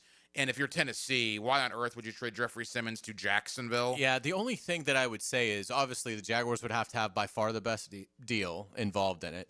But I saw Fowler's report. I wonder if they'll change course if they really got a good offer, because Simmons is old enough that by the time you're good again, which is probably 3 years from now, Simmons is washed. So why not get him he's not going to be more valuable than what he is right now. So if you can get like 2 2s for Jeffrey Simmons, it might make sense to move him now as opposed to hoping that by the time you're relevant again, he'll still be a good player. Odds are long that'd be the case. Because he's what, like 28, 29? 28. Do you think that's what it would cost, 2 2s? That's what I would think. I mean, that would be a heavy price for the Jaguars, who already don't have a 1. Right. And if you trade a 2, well, then all of a sudden you're not picking until round 3, which, But if you get Jeffrey Simmons in the process, I agree the defensive line. I said edge. You said defensive tackle. I would be borderline shocked if the Jaguars don't do something at one of those positions before the November 4th trade deadline. Yeah, totally agree. Great stuff. When we come back on the Frangie Show, we are going to cool it down, and we will get back to Gators conversation, kind of reset our remarks from earlier, and certainly recap what Mark Long told us when he joined us at 2:15. All coming up, you're listening to 1010XL, 92.5 FM. It's the ride home with the Frangie Show. From the Harrell and Harrell studio, don't settle for less than you deserve. Pack your passport. Duval Pride takes a ride for a transatlantic showdown as West Coast meets First Coast for some American football at iconic Wembley Stadium. It's tea time for touchdowns with crumpets and football for breakfast. Jacksonville Jaguars, Los Angeles Rams. Cheerio. Sunday morning at 9:30 on 1010XL. When it comes to your utility bill, JEA wants to help you use less so you can save more. We offer a variety of free programs, like efficiency and irrigation assessments that'll teach you ways to conserve energy and water around your home. Our alerts will let you know when your utility usage has reached a set amount, and our rebates can help you save when upgrading to more efficient appliances and equipment. Find even more ways to save at JEA.com. Welcome to the bundle event. Entering now our undisputed tag team champions, the mid-size SUV and the mid-century modern. Together with a State Farm agent, this auto and home duo are a powerful force of savings, service, and customizable coverage. Now, let's get ready to bundle. Call State Farm agent Kathy Scott in Jacksonville at 904-730-3665. Availability and amount of discounts and savings vary by state. Big Chief Tire makes auto care more affordable with 6-month financing through the CFNA credit card. Frank Frangie here. Plus, get $50 off your first purchase when you sign up. Whether you need new tires, brake service, or general repairs, their expert technicians have you covered. With no interest for 6 months, now's the perfect time to take care of your vehicle. Visit WeKeepJacksRollin.com or call 904-932-0950 to apply today. Big Chief Tire keeps Jacks rolling. Southeast Orthopedic Specialists returns with their free bumps and bruises evaluation clinics this season. Now with 4 locations, these free injury assessments are open to all schools and athletic programs. Saturday mornings through October from 9 to 10 at Cortex Sports Performance in Ponte Vedra. Preferred PT in Fleming Island and Brooks Rehab on Centurion Parkway and World Golf Village. Southeast Orthopedic Specialists.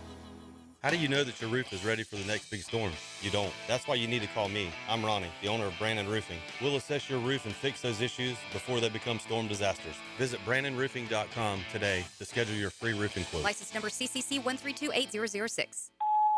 Hey, bro, weirdest thing is happening at the game. Every time I crack a Bud Light, we score a touchdown. I think I'm some kind of football prophet.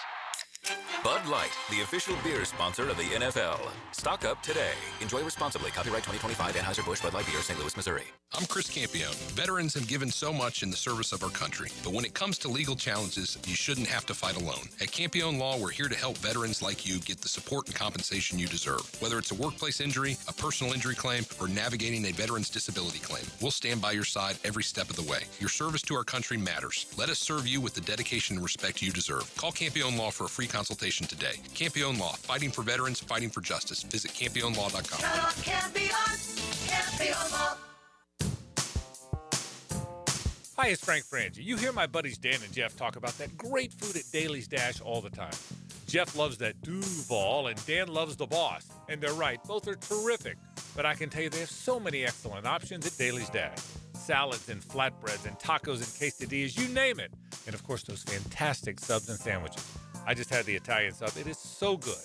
The thing is, Daly's Dash is really committed to their food and committed to making it perfect for you. Everything is fresh, made to order every time. And there's so many Daly's locations in town, no matter where you are, there's one near you. I love to pop in and grab a sub at lunch, or maybe after a round of golf, or maybe even after calling one of those Jags games. There's never a bad time to stop into Daly's Dash and grab that great, great food. So head there today. Take it from Dan and Jeff, or take it from me. They say it's nicer here.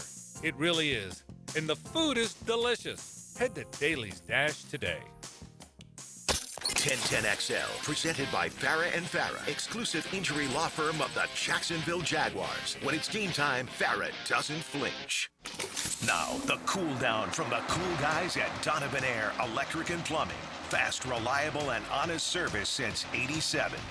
We've covered a lot of ground on the Frangie Show today. We talked a little bit about the Jaguars-Rams matchup, what the Jaguars have to do defensively to slow down Stafford and company. Mark Long joined us to talk all things Gators and Jags, but primarily about Billy Napier's future in Gainesville. We touched on FSU and Mike Norvell and that situation, very dicey in Tallahassee. So it's been a fun show. Got into the AFC South Division in a little bit of a deeper layer, looking at future opponents for Indianapolis and Houston. Very tough roads. Again, Indianapolis has 11 games remaining. 10 of those games are very hard games. They have basically one gimme. The Jaguars have 5 gimmies, and Houston's schedule fits kind of right in between. Houston has 3 gimmies left, 9 very challenging games. So, and when I say gimme, by an NFL standard, you could lose the game, but it's a game you will be a significant favorite in. So it's been a fun Frangie show. Let's kind of go back to and reset the Florida topic, Hacker. You believe let's go through this scenario. Florida beats Mississippi State 20-17 Saturday at 4:15 in the Swamp.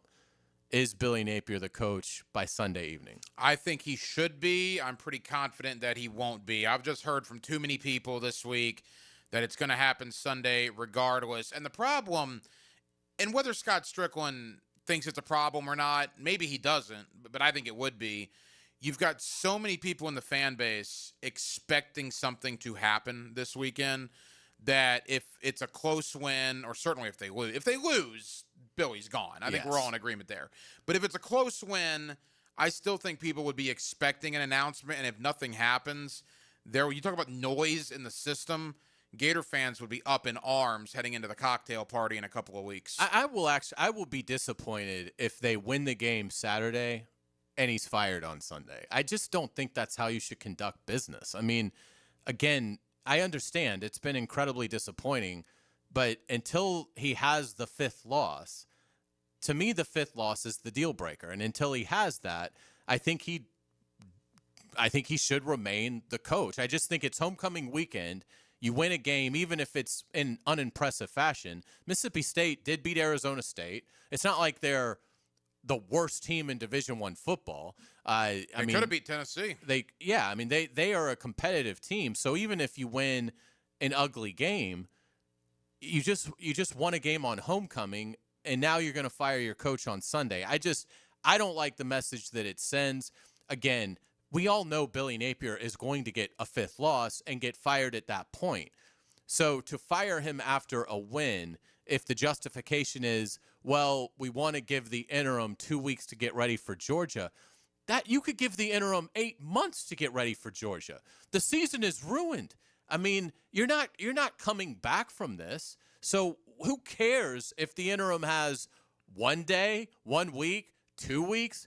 It doesn't. All the interim has to do is get the team to the game on time. Yeah. That's it. That's the expectation. Can you make it to the game on time? That is your job as the interim. There are no expectations of anything. So, and again, I think Mississippi State's going to go to the Swamp, and I think they're going to beat Florida because I think Florida, offensive schematically, is just a complete mess. I think Florida has a talented roster. I think under a competent coach, this roster could have absolutely done something and challenged for a playoff spot. I think if Florida can retain a lot of this talent with the new coach that will be eventually coming, then I think Florida could be good in year 1 under the new head coach. But I just don't think you're sending the right message to the coaching industry and to fire a guy after winning a game in the Swamp. That 5th loss is coming, and even if it doesn't come, if the worst-case scenario is that he wins out, you will have beaten Georgia, Tennessee, and Florida State in addition to Texas. And again, not that it's going to happen. I mean, you had the greatest analogy of all of, we could text Sydney Sweeney and ask her out Friday night. And when we have sent that text, this is assuming we had her number, which we do not, shockingly. But if we texted her, there is a possible chance that she could respond. We know it's not going to happen, but there is a possible chance in the universe that she responds to the text. And it's exactly like Billy Napier. Like, I know he's not going to win out. I know the 5th loss is coming. But until you actually I see the 5th loss, I don't think he should be fired. Well, look, I mean, no, that's fair. And again, the question is, to me, all right, we talk so much about Lagway and Dallas Wilson and Vernell Brown, all these young guys. These guys are 18, 19 years old. They're better players, 20 years old. They're getting it from all sides, too. Their family, their friends, their classmates. No one is talking about the game against Mississippi State. Everybody's talking about Billy Napier being fired. Hey, man, if Coach gets fired, are you entering the portal? Are you going to stay here? What's your plan when Billy gets fired? I mean, it's all of that. So how does the team come out and respond? Now, in the past, they've circled the wagons around Billy. Ole Miss last year, LSU last year, Texas 2 weeks ago. Do you think they circle the wagons again, or at some point will the, quote, noise in the system be enough of a deterrent where the team kind of shuts down, they lose a bad game, and that gets Billy out of here sooner rather than later? I think they lose Saturday just because I think there is some of that in play of just at some point the pressure reaches a point where these guys are getting paid, but they're still young men, and I do think it at some point affects their play where you're pressing to save his coach, or you're not a big fan of him and you're like, I'm not going to press because I don't care if I think it's more the former. I do think that Napier has the locker room. I don't think he's lost anybody. I mean, I'm obviously speaking from a distance, but it doesn't seem like effort has been an issue in any of these losses. He just has no comprehension of how to call an offensive game. He's wasted a great defense. He's wasted, I think, fantastic offensive skill. Now, again, Lagway was never 100% in the offseason. I think that's played a role in this. Dallas Wilson missed the first 4 games. If they'd had Dallas Wilson healthy the whole time, maybe you beat South Florida. And really the South Florida loss is where all this gets traced back to, because no one would be calling for his job for losing at Miami and losing at LSU and losing at A&M. There'd be disappointment that he didn't get any of those games. Disappointment, too, in the way those games went down. I mean, 30 yards of offense in the first half against Miami, that's ludicrous. Oh, yeah. And 5 picks against LSU. Yeah. And scoring 3 points after the first quarter at Texas A&M. But my point is, I think you can kind of borrow from Sark's playbook on this one and say, how many teams in the nation are going into Miami, LSU, and Texas A&M and winning those games? Right. I mean, it's just the South Florida loss. It's an albatross that he just can't get from around his neck. By the way, it will ultimately sink him. A ranked USF team, Correct, for whatever that's worth. And it is worth something, but it still doesn't matter. I mean, there's still Florida in your 4th year at home. Yeah. Even if South Florida has the best team they've had in a decade, it doesn't matter. It's a loss that you just can't come back from if you're Billy Napier. But anyway, we'll see what happens. Again, I think they're losing Saturday, so it won't matter. And I think he's fired that night. I'm not even sure that he'll do a post-game press conference if he loses. I'm also really interested in the fan reaction. They have a sellout. To the fans' credit, the fans have been fantastic in terms of packing the swamp. I think it's 16 straight sellouts with a coach that's giving you nothing basically but disappointment. But I will be interested in seeing how they react to him, because I wouldn't be surprised at all if there's merciless heckling at Napier.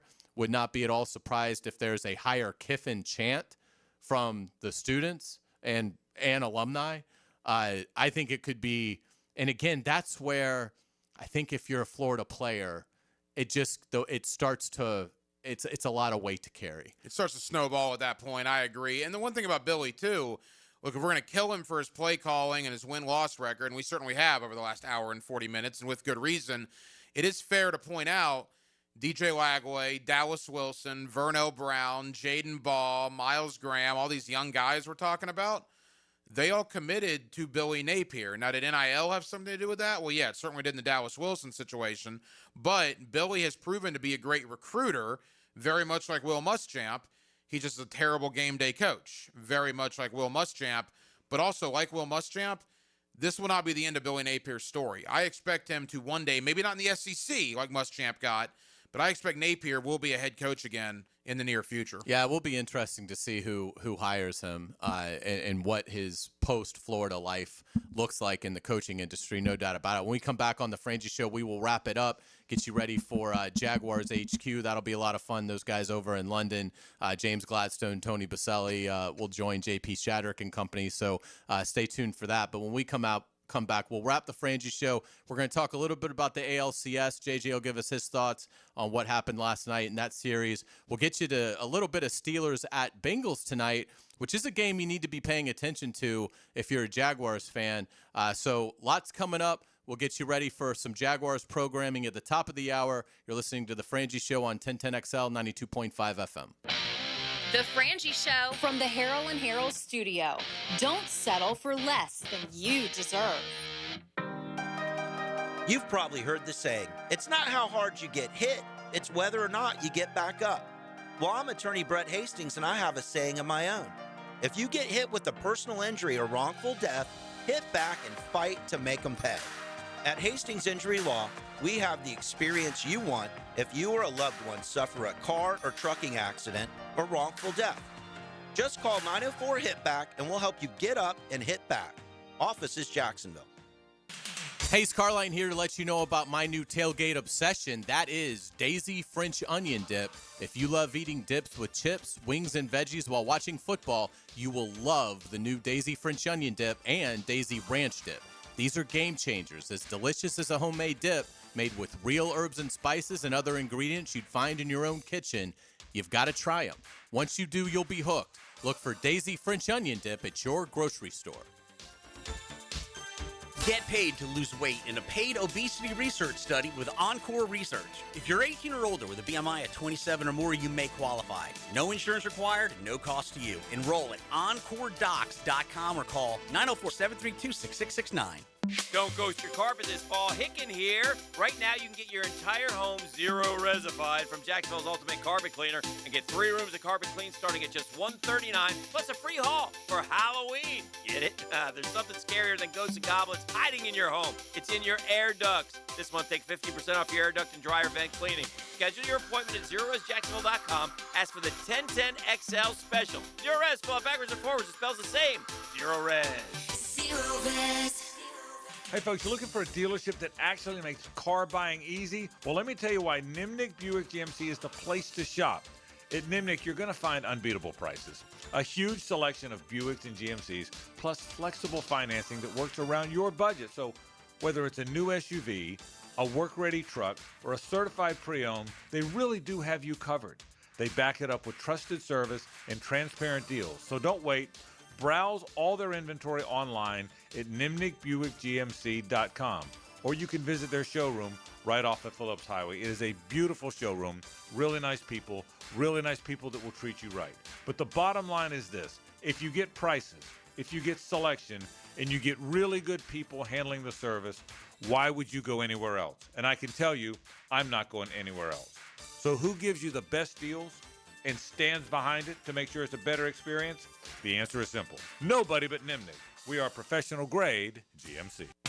Football season is all about hanging at home and watching the big ball games. Well, if your AC and heating unit is letting you down and keeping those electric bills sky high, think about getting a new energy-efficient AC unit from Florida Home AC. They've got great deals on replacements plus rebates and incentives to make it more affordable. Call Florida Home AC at 777-4300 and get their expert staff to take a look. Football season is all about fun and playing for the win. Make sure you have the winning team on your side with Florida Home AC. This is Dylan Denmark with 1010XL, and Kuhn Flowers will do your holiday tree decorating, including all of your lights. Wow! So call on Kuhn Flowers today. They'll do it all this fall. Frank Frangie here for my friend and insurance agent Craig Dewhurst. Craig has been helping families on the First Coast with their insurance needs for 25 years as your good neighbor and local State Farm agent. Now's a great time to review your insurance policies, whether you need auto, homeowners, or renter's insurance, or insurance for your golf cart, boat, or jet skis. Craig handles all of my family's insurance needs, and even better, he gives back to the community. Call Craig today at 904-940-9740. That's 904-940-9740. 1010XL, presented by Farah & Farah, exclusive injury law firm of the Jacksonville Jaguars. Focused, fueled, fearless, Farah.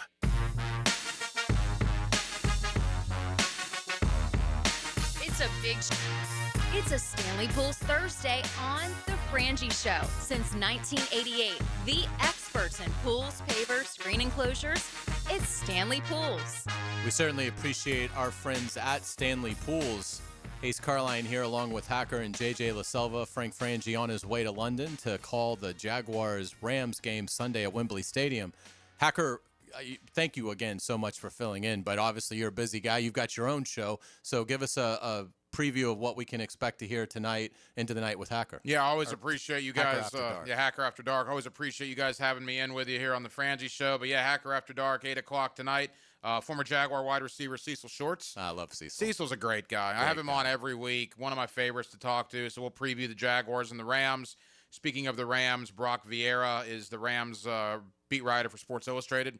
Rams on SI. Essentially, they're John Shipley, I guess. Yeah. So Brock Vieira is going to join me to give the Rams' point of view of this game as well. Bengals Steelers will be going on while we're on the air tonight. So, yeah, it'll be a lot of fun beginning at 8 o'clock. Absolutely. I want to get your thoughts on what we should expect from Steelers Bengals tonight. But let's talk a little bit of baseball. JJ, give us an update. The ALCS got, I guess, a little bit more interesting last night, right? Thank goodness. I was hoping it would, or I was thinking it might be a sweep. But, yeah, the bats came back. I mean, I guess they were destroying the Yankees like that. So that's what I expected from the Blue Jays. So maybe this series will go to 7. I don't know. I expect them to lose tonight, though. Max Scherzer's on the mound. It's not Max Scherzer of old. It's a old Max Scherzer, and he hasn't pitched for like a month. So I expect Seattle to win tonight. I'm hoping Toronto wins. Yeah, Seattle wins tonight. That would be 3-1, and obviously that gets incredibly difficult. And then when do the Dodgers resume? Today. Okay. At 5 So you got or 2 6. games tonight. Yeah, exactly. Oh, nice. Do 2 you think the games and a Dodgers- football game. Dodgers push it to 3-0? Yeah, I think they'll probably sweep. All right. So, I'll be watching the NFL tonight. No surprise there. And I am intrigued to watch Pittsburgh. I haven't seen them much. So I'm looking forward to watching the Steelers, who, look, they're off to a great start. They've taken advantage of the fact that Cincinnati and Baltimore have crumbled with some injuries. Cleveland's really not a threat. So this is a big one for the Jaguars in terms of watching it, because you want to have a better record than the Steelers, assuming they win the North, and you think the Jaguars are going to win the South. So that one's interesting, but you made a good point before the show. Cincinnati beat the Jaguars. Yeah, it's never too early to look at standings, and it's nice to be able to be in this position to look at standings. Cincinnati's got the tiebreaker, but Pittsburgh only has 1 loss. So who do you want to win if you're a Jaguar fan? The team that beat you, that is a tiebreaker over you, or do you want Pittsburgh to put another loss on the board? I personally think you root for Cincinnati because I don't think they're going to be much of an issue. Pittsburgh could be an issue. The game's in Cincy. So I think you root for the Bengals to beat the Steelers tonight and give them their 2nd loss of the year. I totally agree. I'm not. I think even with Flacco, they're not going anywhere. By the time Burrow is cleared to return, they'll be out of it. Totally Hendrickson's agree. out tonight. Oh, is he really? Yeah. See, is that Hendrickson's out? Well, that's what I'm unquote. wondering. Yeah, is that there's been a lot of is a rumors deal? about him. True. Yeah, because I don't even remember him being on the injury report. I think he just popped up yesterday. Wow, so that could be a signal that maybe he's getting ready to be moved over the weekend. Maybe. Which would be very interesting. All right, I do think the Steelers probably get the win. It was interesting hearing Tomlin rip the Browns. Craziness. Trading Flacco within I mean, the just division. calling out Andrew Berry, Yeah. the GM of Cleveland. That was wild that Tomlin did that. But by the way, I think most people agree with him. Yeah, I agree with him. I love Mike Tomlin. And so it'll be interesting to see what happens tonight. Yeah, pulling for Cincinnati, I think that would help the Jaguars the most, but I would anticipate Aaron Rodgers and DK Metcalf being able to do enough to get the win there. So this has been fun, man. Thank you so much. We're going to do it tomorrow, 4 to 6 tomorrow. So that'll be a lot of fun as we close the week. And we've already done our picks, but we're going to get we're going to do another round of picks tomorrow because what a great weekend of college and NFL games. Really good weekend. That we have coming up. But that's going to do it for us. Thank you for listening to The Frangie Show. Again, Frank will be back a week from Monday, but we've had a lot of fun. Appreciate Mark Long joining us. And again, Jaguars programming is up next. Thank you for listening to 1010XL 92.5. Give me a score tonight. Pittsburgh, Cincinnati. Give me the Bengals. I hope the Bengals win. Give me the Bengals by a touchdown. I'll say Cincinnati 27, Pittsburgh 20. A coming out party for 40-year-old Joe Flacco. So you like the upset tonight? I do like the upset. I love it. All right. I'll go with the Steelers. All right. How the Magic going to be? We're going to get into this tomorrow. Orlando, I think they're going to be Real good. quick I think they're going to be 3rd in the East. 3rd in the East? Yeah, because you got no Halliburton, no Jason Tatum. East has a lot of problems coming into the year. All right. Fantastic. Thank you for listening again. Jaguars programming up next. Appreciate it. You're listening to 1010XL 92.5 FM.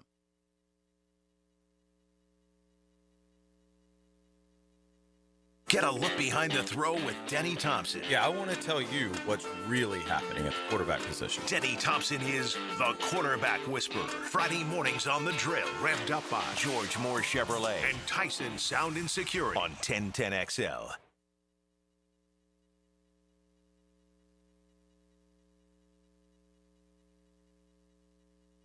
Jimerson Burr is a full-service, Florida-based commercial law firm that has experience and capabilities to handle any legal issue a business is confronted with. Learn more about what they can do for you at jimersonfirm.com.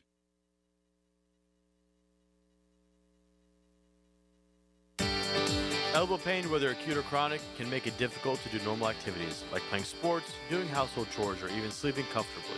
Dr. George Barr here, and no one wants to deal with pain without solutions on how to feel better. We've all heard of tennis and golfer's elbow, but there's plenty more that can cause pain, like osteoarthritis, muscle tears, and nerve entrapment. All are treatable at Barr Orthopedics. Getting you back to full health is our mission, and there's a number of different treatment options we can offer. Call us today or visit barrorthopedics.com. Hey folks, Mike Dempsey here. You've heard me talking about Pella Windows and Doors. With great ratings and expert reviews, you know they're high quality and energy efficient products. So what's your next step? Schedule a free consultation at PellaJacks.com or just stop by the Pella showroom on Phillips Highway. Their professional design consultants will guide you through your entire project from start to finish. And that's the quality and service you can expect from Pella Windows and Doors. Family owned and managed for 20 plus years, Hidden Hills Golf Club boasts a unique and welcoming atmosphere. Visit us at hiddenhillsgc.com to book your next round on our Arnold Palmer signature course. You'll be glad you did. I'm here with Clayton Bromberg of Underwood Jewelers. Clayton, you have told us about buying better quality diamonds, but is there any way to start with a smaller diamond and use it to trade up to a larger diamond later on? Frank, it's interesting you'd ask that because our founder, H.F. Underwood, popularized growing your diamond here in Jacksonville about 50 years ago, and it's something we still do today. When a customer buys an Underwood engagement ring or solitaire diamond pendant or a pair of ear studs, we guarantee they get the price they paid for it on the purchase of any larger diamond. Now, a lot of stores would say, big deal. We do that too, but here's the Underwood difference. We guarantee you get what you paid when you trade in your Underwood diamond, even if you're trading up by only $1. It's not that you have to trade up 2 for 1 like most jewelers ask. There have been literally thousands of people in the Jacksonville area who have taken advantage of our policy, and Underwood still grows a lot of diamonds for a lot of people. Underwood, serving excellence since 1928. In San Marco, Avondale, and the shops of Ponte Vedra. Attention skilled electricians. Are you undervalued at your current company? Time to step up to the bigger projects and better opportunities. Join the team at Miller Electric Company, a trusted name in the industry for over 96 years. At Miller, we tackle the biggest projects in the city, offering not just a job, but an experience, top-notch pay, unbeatable benefits, and the best working environments in the business. Please join the team that values your skills and rewards your hard work. Elevate your career to new heights. Apply today at millercareers.com, an equal opportunity employer. The Friday night lights are shining even brighter as 1010XL has partnered with Channel 4 to bring you Friday Night Lights, a live streaming show at 7 o'clock every Friday, presented by Farah and Farah on the social media channels of 1010XL and Channel 4. Frank Frangie here. When you need plumbing, septic, or air conditioning service, trust matters. That's why more homeowners in Jacksonville choose Duck Duck Rooter, the area's most trusted service company. They're licensed, insured, and the only master septic contractor in Northeast Florida. From small plumbing repairs to major renovations and full air conditioning service, they do it all. And with Duck Duck, it's done right. Call 904-862-6769 or visit duckduckrooter.com. Duck Duck Rooter. If the Jags trust Duck Duck Rooter, so can you. I'm Max Fink with your 1010XL Southeast Orthopedic Specialist local sports update brought to you by Duck Duck Rooter Plumbing, Septic, and Air Conditioning. The Jaguars are across the pond this weekend facing the Los Angeles Rams. Kickoff will be at 9:30 a.m. Sunday with 1010XL 92.5 FM bringing you live play-by-play coverage. The Jaguars will be without linebacker Devin Lloyd as he tends to a calf injury suffered against Seattle. It's 80 degrees at 3:59. Time and temp brought to you by Bueller Air and Plumbing. Stay cooler with Bueller. This is the flagship station of the Jacksonville Jaguars. WJXL AM and FM. Jacksonville Beach. 1010XL. Home sweet home of the Jacksonville Jaguars. Now, A 1010XL special presentation of the Jacksonville Jaguars. It is Thursday, October 16th. This is Jaguars Happy Hour. Jaguars Happy Hour is brought to you by Heritage of North Florida. And now, a guy who decided to jump on the tube this morning. Unfortunately, he got toothpaste everywhere. J.P. Shadrick. Welcome in. It is Jaguars Happy Hour, Tower Bridge, London, over the Thames. And now the Jaguars about to play their 14th game in the capital, the 11th at Wembley Stadium coming up this Sunday. The Rams and the Jaguars under the arch. It is Jaguars Happy Hour, Thursday, October 16th. Jaguars in London. We'll talk about the Rams offense against the Jaguars defense. That matchup is intriguing. And, of course, the Jags offense looking for a spark against another group that can rush the passer. And Jags HQ coming up at 5 o'clock. We'll hear from James Gladstone and Tony Baselli. Gladstone with plenty of connections to the L.A. Rams. We're on 1010XL, 92.5 FM, Jaguars.com, Jaguars YouTube. J.P. Shadrick with you. We're at the Manor House of the Grove Resort, built in the late 1700s. Brian Sexton is in. Jeff Lageman is on assignment today. Oh, is that what they call it? That's what it's. He's literally on assignment somewhere. He's doing other things. Okay. So welcome in. Great to see you. Thank you. I kind of feel like I am living the game of Clue, right, in the library. It was J.P. Shadrick in the library with a cell phone. Yeah.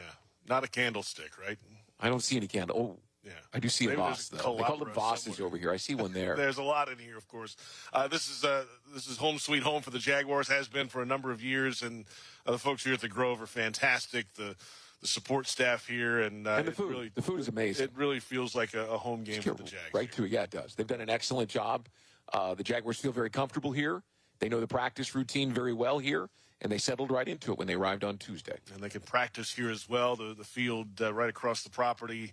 Laid out for soccer, but they've striped it off, of course, for NFL as well. There's usually a team here each and every London game. Usually the home team gets to stay here at the Grove, and that is the case. And today the Jaguars were out there in uppers, in pads today. And, yesterday it was walk through later in the afternoon, trying to still get acclimated and rest their legs a little bit. But today, a little more work, and it's something, the physicality of it, they got to get back on track. Well, Liam said it in his post-game interview last week that maybe they needed to get the pads on and get back to playing more physical football. You get 14 fully padded practices to use from the start of the regular season through the end of the playoffs. And so to use them, you have to figure out strategically where's the best point. We were talking about it earlier on Jags AM today. It seemed like the Jaguars' offensive line was playing a little tentative because they were trying to give themselves a little bit more room, right, an extra step perhaps, to see what was coming. Because Seattle kept using so many different schemes and blitzes, and the Jaguars' inability to run meant that they could tee off, and it just kind of felt like they were retreating a bit. And obviously, 17 quarterback hits, 25 pressures to go with 7 sacks. I would put the pads on too, JP. I mean, that feels like the formula, though, moving ahead. I mean, defenses are going to clog up the run game and force 16 to beat them. That's it. And the storyline this week has been, how do you get Travis Hunter involved? I don't draw up plays. I'm not the strategist. But I know that if you want to get him going, 16 going, you've got to get 12 going so that 7 can get going. And then somewhere along the way, 5, right? De'Ami Brown, 1 year, $10 million brought in to provide some big plays. The passing game just hasn't found its rhythm. And the storyline this week has been, when will we see Travis. Trevor throwing to Travis. I got it. Travis Hunter, not Travis Etienne. Wow. You confused me even more, right? That's all it is. Travis and Trevor and Travis. And if they do connect and it backs off the defense, and here comes Etienne again, who's had a history here in London of some big games. You just kind of get the sense that it's, I don't know, the game, but if you could just get a couple of things lined up, that you would all of a sudden have an offense that's capable of making the defense retreat a little bit. And you and I were talking about this. Liam Cohen said early on in training camp, it was about week 4, week 5 last year in Tampa, that everything started to click. we're a little bit behind that curve, perhaps, but hopefully this is a week in which the Jaguars start to see some things work their way. And on the defensive side, you know what? They did enough last week. I mean, they gave up a few big plays, but they got off the field when they needed to late in the game and gave this offense an opportunity down 8 with the football in their hands. They did it 3 different times late in the game. So they didn't get a takeaway, and they're missing Devin Lloyd. And Trayvon Walker's got one hand right now, so tough to play the game with one hand. It's tough, but they're doing enough defensively. It feels like. You know, I had somebody point out the fact, JP, that they are 30th in defense, but that only accounts for yards, right? And the last 2 weeks they've played 2 really good offenses that have been able to take some shots down the field. But when you look at red zone defense, I believe Dave DeCantis told me earlier today when we were talking about it that they were 8th in red zone defense. So, I mean, there's some things that they're doing well. They lead the league in takeaways, led the league in interceptions for the first 5 weeks. They're doing some things well enough to win. Come without Devin Lloyd hurts. Yeah. I mean, he's your playmaker. He's your 5 takeaways, the most in the league right now. Not having that. And I asked Jeff Loggeman the other day on the practice field, just how well is he playing? He said, really well. He's playing really well. So not having that, I like Ventrell Miller a lot.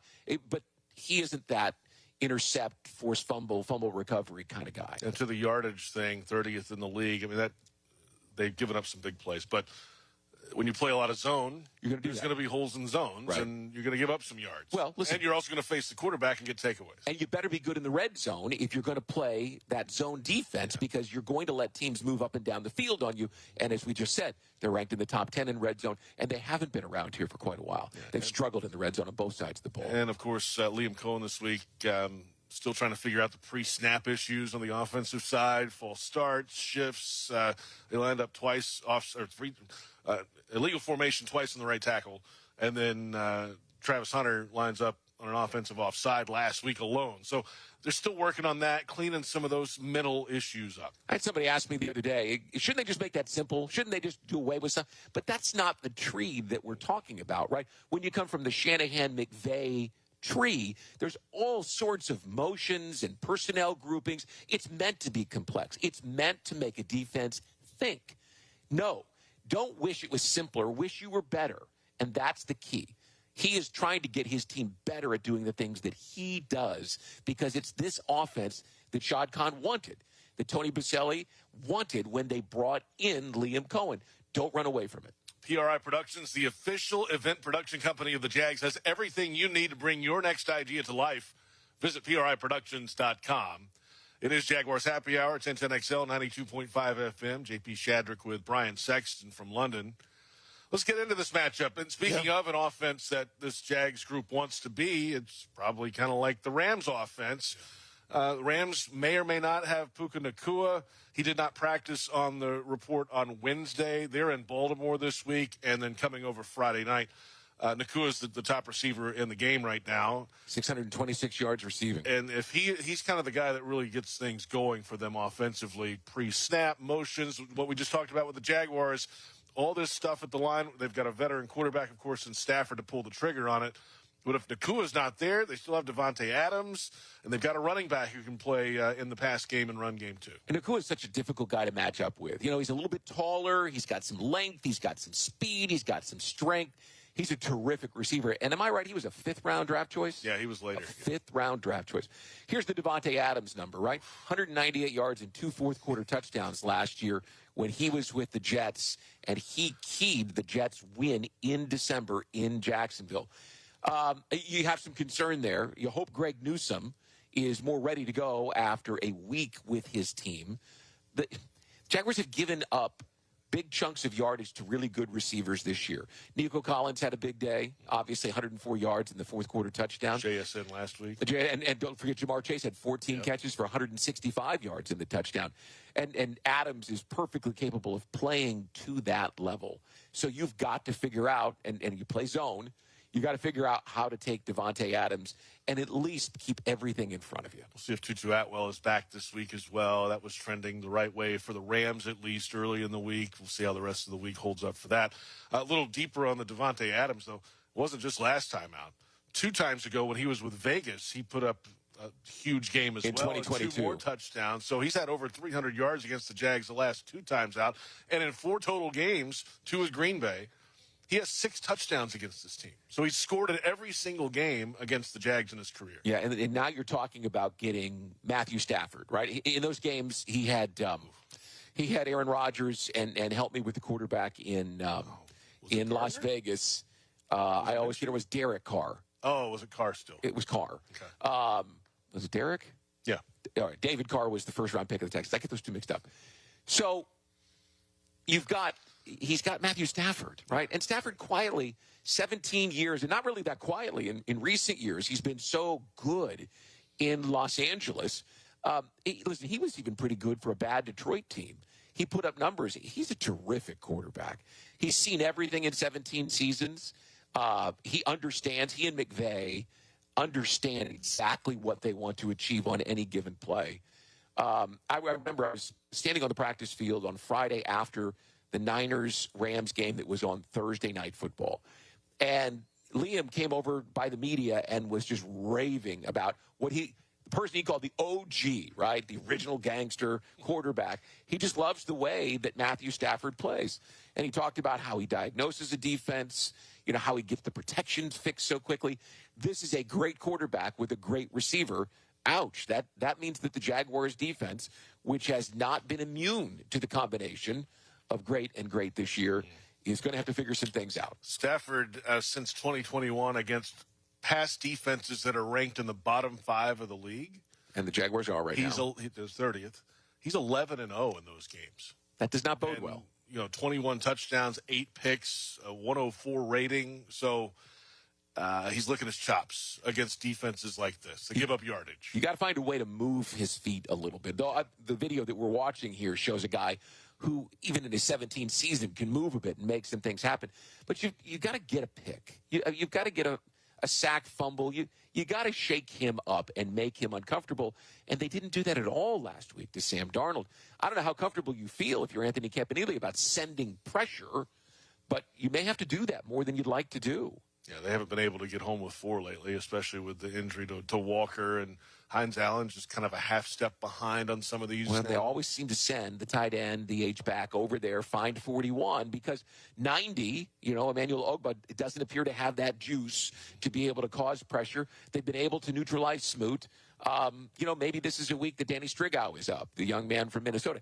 Not saying that he's going to change the dynamic, but perhaps he gives you a little bit more explosiveness.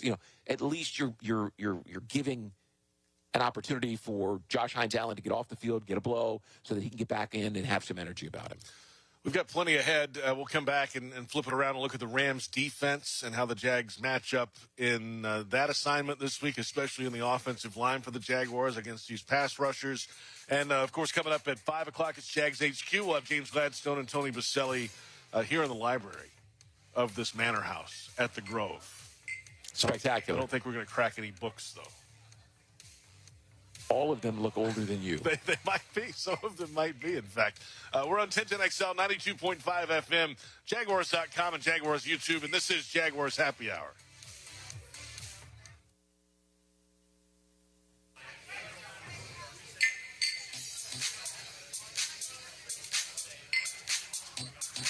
This is Jaguar Hall of Famer Tony Baselli telling you about Heritage of North Florida, Jacksonville's premier roofing and home remodeling company. With over 25 years of trusted experience, Heritage of North Florida has built a reputation for quality, reliability, and craftsmanship. Whether you need a new roof or updating your kitchen or bathroom, trust the pros at Heritage of North Florida to create the perfect place to call home.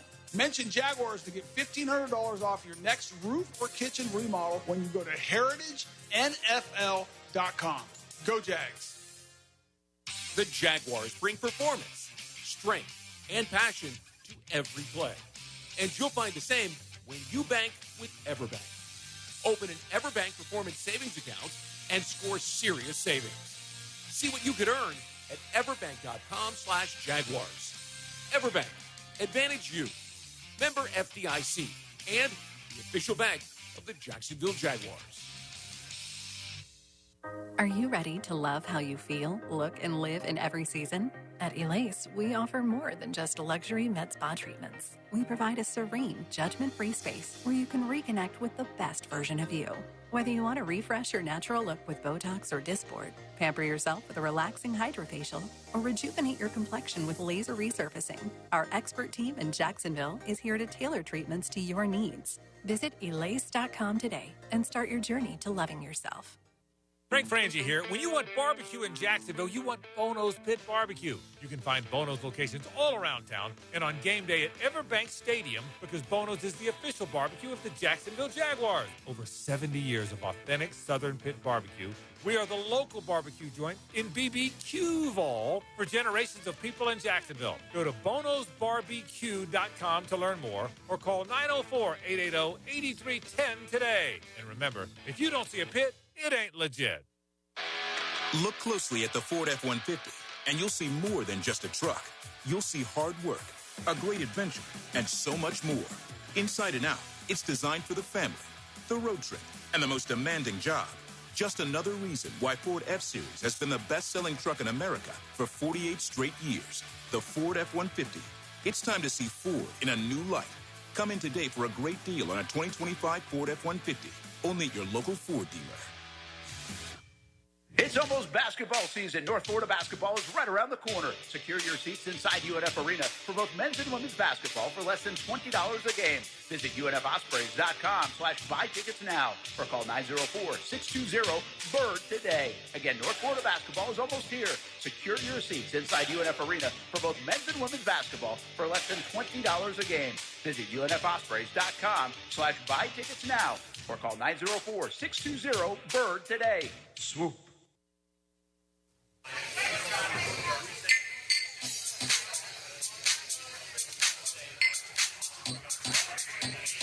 You know, you can't take one game and freak out and let you lose sight of kind of the progress you've made and the things that you have done well. And you just got to get back to some of the basics, some of the fundamentals. Just do the little things well. We got to clean up the penalties like we've talked about. That's something that we can control. I think if we start there, there'll be huge improvements. And then beyond that, there's little things that we can fine-tune. But that's the starting point for us. Trevor Lawrence, Jaguars quarterback yesterday here at the Grove, northwest of London. Welcome back. It is Jaguars Happy Hour. J.P. Shadrick, Brian Sexton in for Jeff Lageman, who is on assignment today. We'll have Kai Stevens and John Oehser coming up shortly as well. I still want to know what pub on assignment really means. Right. We were on assignment. I was on assignment with him last night, and there may have been one or two. Listen, if he's on assignment and he happens to have a company credit card, someone's expense report is going to get rejected. Right? I mean, the man knows how to have an enjoyable evening with food. Absolutely. Yep. Certainly does. And a good wine list. Glad you're with us tonight. Glad to be here. Brian Sexton with us. So, back to basics. They better get back to basics against this Rams defense that can get after the passer. Byron Young, Jared Verse, they have 19 sacks total as a team. It's tied for fourth most in the National Football League. They get pressure on the quarterback, seventh in the league in quarterback pressure percentage. It's consistent. It's a 3-4 look, and here come the Rams. Well, listen, don't forget the guys up front. Braden Fisk last year as a rookie had 8.5 sacks, and Kobe Turner had 9 2 years ago and 8 last year. Hasn't had as many this year, but they get pressure from everybody who puts their hand on the ground up front. I think this is a better front than the Jaguars saw. Nothing against Seattle, but you got a couple of young pass-rushing ends that create all sorts of havoc. And an offensive line that we talked about earlier playing, a step backwards last week, trying to regroup, has got to figure it out this week. Quentin Lake on the back end, 7 passes defense this year, tied for the 5th most in the league. He had an interception last week in Baltimore. And then they brought in Nate Lamon to play linebacker, and he had 17 tackles last week, the most by a Rams player since at least 94. So he's rolling right now, 4th in the league in tackles. Listen, this whole team, it doesn't matter. They just seem to replace guys, right? I mean, they just seem to go and find guys. You thought when Aaron retired, how are you going to replace this guy? And yet they've done it. They are a very well-coached football team. You see it in everything that they do. And it is it's a bigger challenge, I think, than last week against Seattle. Now, the one thing that had a big day running the football. He did. So you feel like the Jaguars should be able to go in there and establish the run. I get it. Travis Etienne is not Derrick Henry, but he's capable of big plays. And hopefully we see Basil Tootin, who's dealt with a shoulder for a couple of weeks. Hopefully he's closer to health, and you can get in there and really stay dedicated to the – you better stay committed to the run, because if you don't, you're going to find your quarterback running for his life again. Robert Hainsey, Jaguars center, was out there bouncing around today on the practice field, which is a good sign. He was limited in the walkthrough on Wednesday, but I don't know his official designation on Thursday yet. But if he's back, not that Monheim played poorly, but Hainsey's been around the block. He's seen in this group. He's seen things. He has the calls down, and it just kind of settles everything if he's in there. He probably calms the entire situation down last week a little bit. There's not a lot that Monheim can do in that sense. And when you think about the personalities on that line, none of them are a dominant leader personality like Rob Hainsey is. I mean, you could just, talking to him in the locker room, you can just see how he would be in the huddle. Not having your starting center is a big deal. Even if Monheim is a better than average rookie, to have him out there identifying where the pressure's coming from, who the Mike linebacker is, how they're going to set up their protection schemes, will give you a better chance against a potent Rams front. Tackles under the microscope this week. We talked about the edge rushers, certainly, but Anton Harrison lined up behind the center twice. And Walker Little got thrown around by a linebacker in one instance through the air. So you got to work on those two this week, especially against Young and Verse. The mistakes thing, you just can't. You can't have them this week. You can't have the holding penalties. You can't have the jumping off sides penalty. You can't because, well, let's put it this way. The Jaguars beat the Chiefs with 4 penalties. And remember, the Chiefs had 13.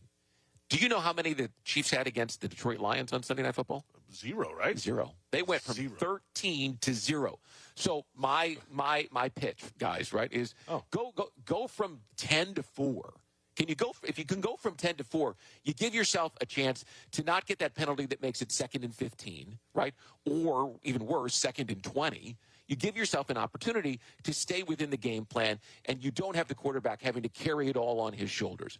Running the ball takes the pressure off of him, and you got to have that on Sunday. Now, the big piece of this lack of run game lately has been the loss of Brenton Strange, the tight end, who's at least 2 more weeks down with the hip injury. And then Quentin Morris, tight end, didn't even make the trip. So it's up to the 2 veteran tight ends. Both are former Rams, by the way, going against their teams to help out in the run game. I talked to tight ends coach Richard Angulo after practice yesterday for a pregame interview. And the first question was, tell me about the loss of Brenton. And just the look on – and Rich is not the most outspoken guy. I mean, he'll give you a good answer. But the look on his face said everything. I said, I can't use that. This is radio. Television. I need you to tell me something. And he raved about Brenton and where he's at. He said, listen, I'm biased. When I asked him about, where Brenton fit in the hierarchy of tight ends, he said, but he's right there at the very top. Well, listen, we're talking about a football team that's already playing without one of its best defensive players in Trayvon Walker, one of its best offensive linemen in Rob Hainsey, and now one of its best overall players in Brenton Strange, going against a very good L.A. Rams team. You're going to have to figure out how Hunter Long, who had a holding penalty last week, and Johnny Munt, how they can help you. What can they do? Or do you have to line up in some different packages? Bring Chuma Edoga in at times. Yeah. Or go 3 wide or even 4 wide. An empty backfield says, how do you adjust to be able to play without Brenton Strange? And for people who don't pay a lot of attention to 85, blocking, they know when he catches the ball, he's got 20 receptions this year. Man, watch him when he gets back in there. You'll know why we rave about him. Yeah, and we'll see how long that is. It may not be the 4 weeks. It could be a little bit longer. We'll see how the 4 next to 6, couple weeks I think, go. is what I heard with that kind of a hip injury. Yeah, it's tough. But, hey, hopefully back in time for a stretch run and a playoff run. Well, yeah, you'd like to hopefully have him back by the time you go to play Houston in Houston, or the Chargers are here, because you're going to need to be able to run the ball against those 2 teams. And, of course, the number one storyline that nationally a lot of people talk about this team is Travis Hunter and snaps by week. Yeah. Offense and defense. Last week, 54 on offense, 22 on defense. That's 76 for the game. And that's a lot. Not quite as high watermark. That was back in week 2. And actually in week 2 and 3, he had a bunch of snaps on both sides of the ball. But See, it depends on the week. It depends on the opponent and the matchup and what the, could be all hands on deck, especially if Nakua's out there. We don't talk a lot about snap count in general. We get the snap counts, but we don't talk about it because there are few players like this who play so many snaps. How many other players in the league play more than 70 snaps in a game, let alone potentially 70 snaps in back-to-back weeks? It just doesn't happen. What we're seeing is the evolution of a transformational player, which is the term that James Gladstone and Liam Cohen used when they drafted him back in April. But I think there absolutely is an evolution to it. And we may be a little impatient because we have seen, 2 weeks ago, the Monday night game against Kansas City, he had the 44-yard catch where, his hips were above the shoulder pads of the defenders. But I liked the 13-yard catch and run where he made 2 defenders miss to grab a first down even more because it showed the explosiveness, the suddenness, all the things that make you say, yes, we'll give up next year's number 1. We'll move around, give you 2 so that we can go and get this guy. But, man, it is an evolution because he might be your best cover corner. His footwork is so impressive to watch. In fact, outside of Jalen Ramsey, I don't know that we've had a corner that had the footwork of this guy. And his footwork may be better than Jalen's. Jalen may have been able to hide it because his strength at the point of attack was so good, right? He was so big and long. Yeah. He could keep it off. This guy mirrors and shadows and does all those scouting things that you read about when you're looking at players in the draft and free agency process. He does it so effortlessly. He's so good at it. I want to see the ball in his hands, too. It may just take a little more time for them to figure out the best way to do it. Speaking of Ramsey, he told Fred Taylor earlier in, I think, training camp when they went up for the pivot to Pittsburgh, if he played defense only, he'd be an all-pro corner. That's what Jalen thought about. Listen, and Jalen throws compliments around like manhole covers, right? I mean, Jalen's favorite corner is Jalen, and number 2, 3, 4, and 5 on his list are Ramsey, Jalen, Ramsey, and Jalen, Ramsey. I mean, it's just always him. But he's a great player, and he knows great players, and so that's high praise. I think he's terrific, and I think you need him against Devontae Adams tomorrow. What a marquee matchup! I'm sorry, on Sunday. What a marquee matchup that could be. Oh yeah, absolutely. I mean, first time we get a chance to see that. Maybe he's the answer to slow down Devontae Adams against the Jaguars because he's had success.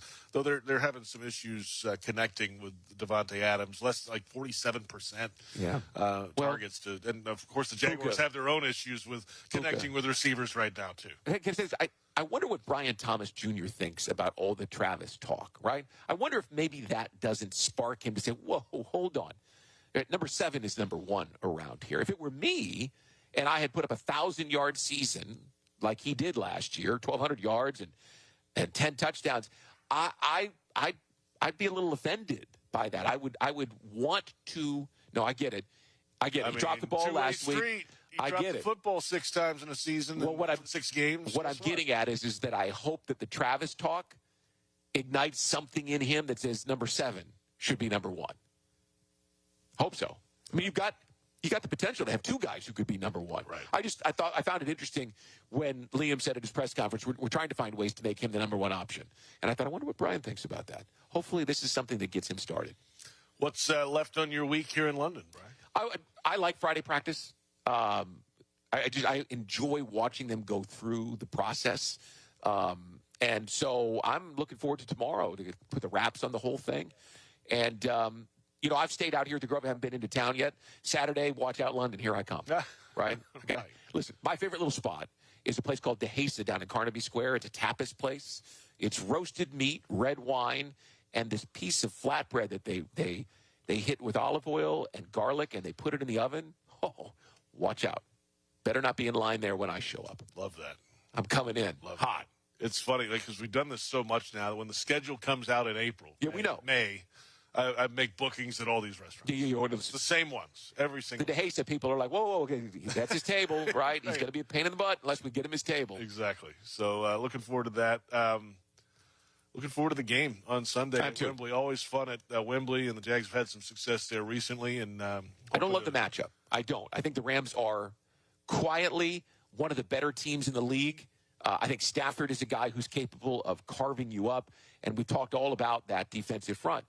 My concern is, can the Jaguars go from 10 penalties to 4? If they can go to 4 penalties, I think they'll win the ball game.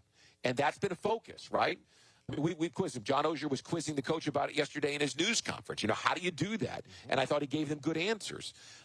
They've got to find a way to go from 10 to 4. If you go from 10 to 4, you win. And let me tell you, when John Oehser gets on you, look out. He does not back He's like off. a dog with a bone, you're saying? He's biting through that thing? Put it on top of the refrigerator. Get it out of his mouth because he will not let it go. I say that because I know he's coming in here next. Absolutely. Brian and Joy, appreciate it. Thanks for having me on. Brian Sexton joining us here on Jaguars Happy Hour. Coming up, Kai Stevens, John Oehser will step in. And from the backyard to the beaches, the Ford F-150 with available Pro Power on board gives you the power of a mobile generator. Ford, proud partner of the Jacksonville Jaguars. See your local Ford dealer today. From London, this is Jaguars Happy Hour.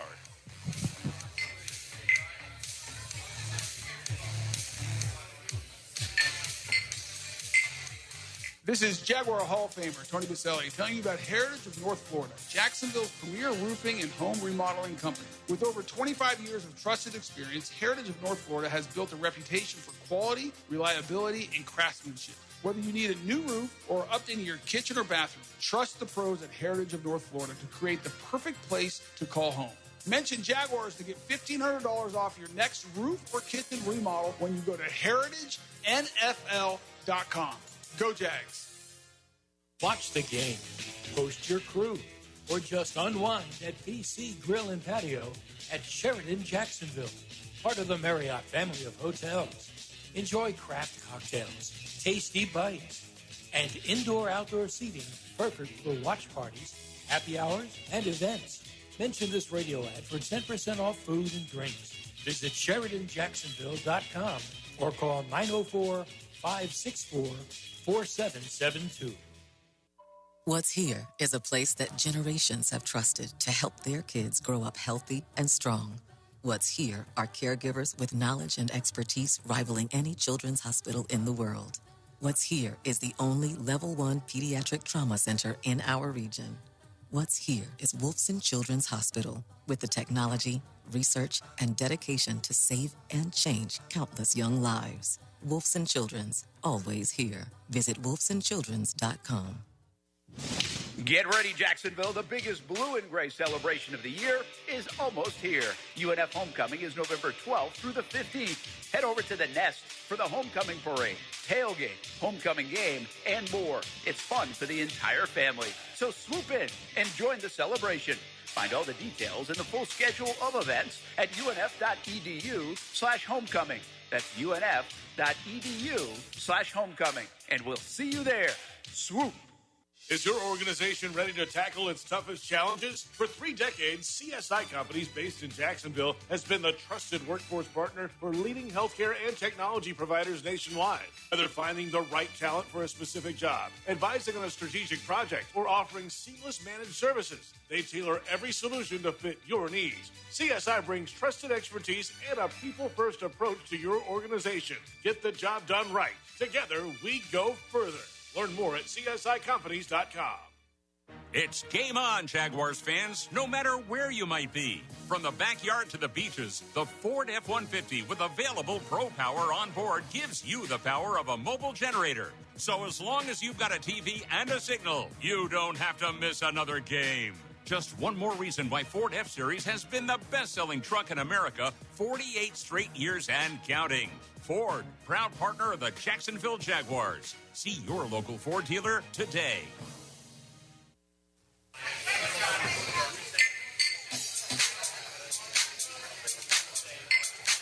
Yeah, don't trust those eyes now.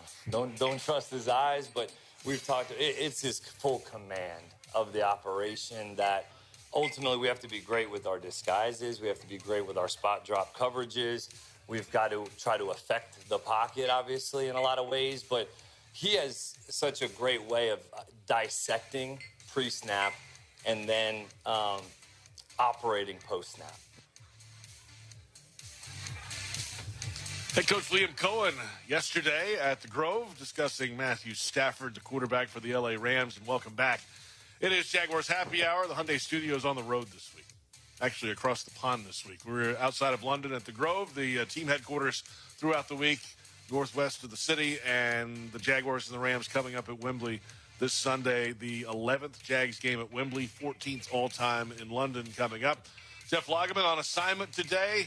Our thanks to Brian Sexton, John Ozier, and Kainani Stevens sit in now.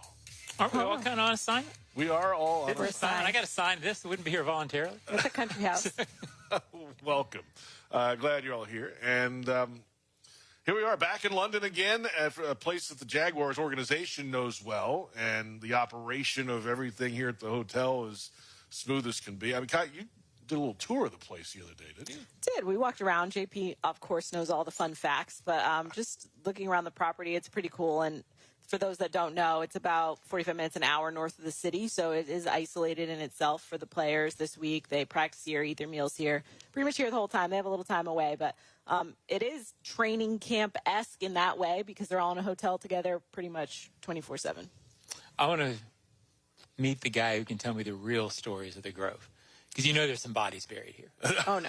Right. This is, I mean, it's a cool, old, deep English manor, if you will. So it's a cool place. I always enjoy it. Yeah, original building that we're in, part of it was built in the late 1700s. And, of course, they've added on wings, new parts of the hotel. They've got the golf course here is incredible. They had a World Golf Championship event here in 2006. Tiger Woods won. And then like G20 summits and NATO summits here. This is that kind of a place. You're missing the most critical, important point is they have the best chocolate chip cookies that I've had in quite some time. Let's wait till it's s'mores night because they put the campfire out. They got a whole fire going. Oh, yeah, it's a food's whole outstanding. Thing. It really is. They do a great job here. So the Jaguars trying to do a better job on the field this week, and they've got a matchup. John, against this Rams defense and pass rushers, the Seahawks were going to be pretty good, and they were. They had 7 sacks and a bunch of pressures and hits on Trevor. These guys are elite, an elite duo on the outside at the linebackers. Yeah, it's a great pass rushing team. I don't want to sell Seattle short. I heard Brian say earlier that he thought the Rams were a much better line than the Seahawks. I think it's pretty similar with different strengths. This is a team that I think they knew going in last week that running was going to be, they stuck with it at times because you have to, but lesser coaches would have abandoned the run early because it's hard to run in Seattle. I think you can get a little more on the Rams, or I think they'll believe that. I think that's key because the fact that they couldn't run at all against Seattle set up so many bad down and distances. And by extension, the penalties set up even more bad down and distances. So, Kai, without Brenton Strange, we've talked about it all week. Brenton Strange not being there makes it harder to run. That makes it harder to throw because you're in these down and distances. You cannot have the penalties. And I think 7 penalties last week took the offense back to over 10 yards to go.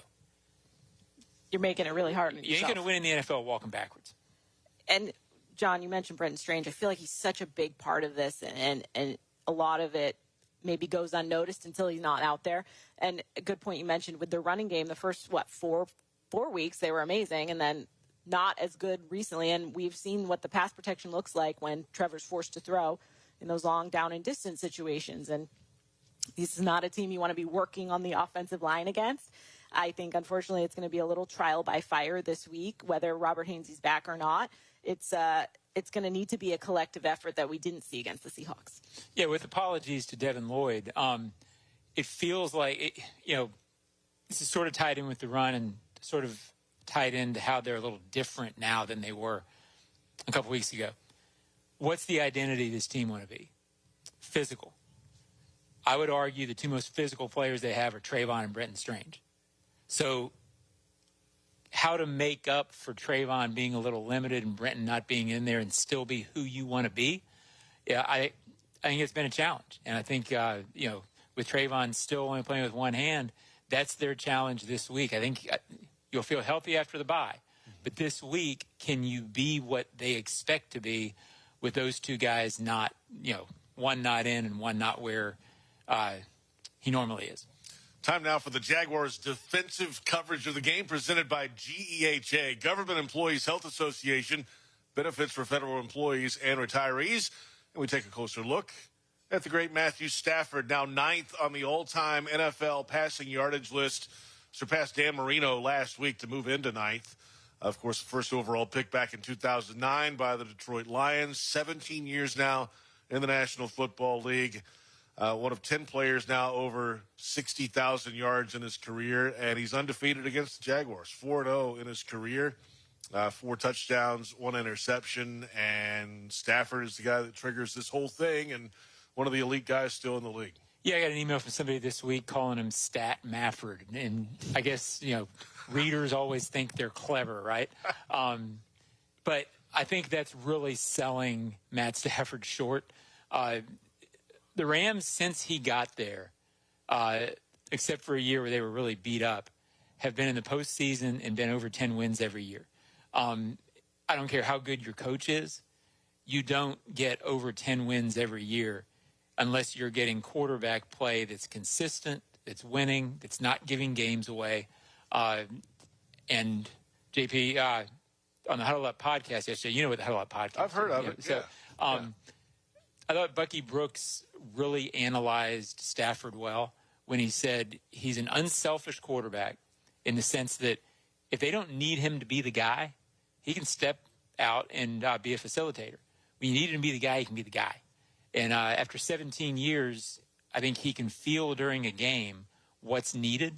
It's very natural. And Liam Cohen yesterday talking about him being so good pre-snap and post-snap. What else do you want?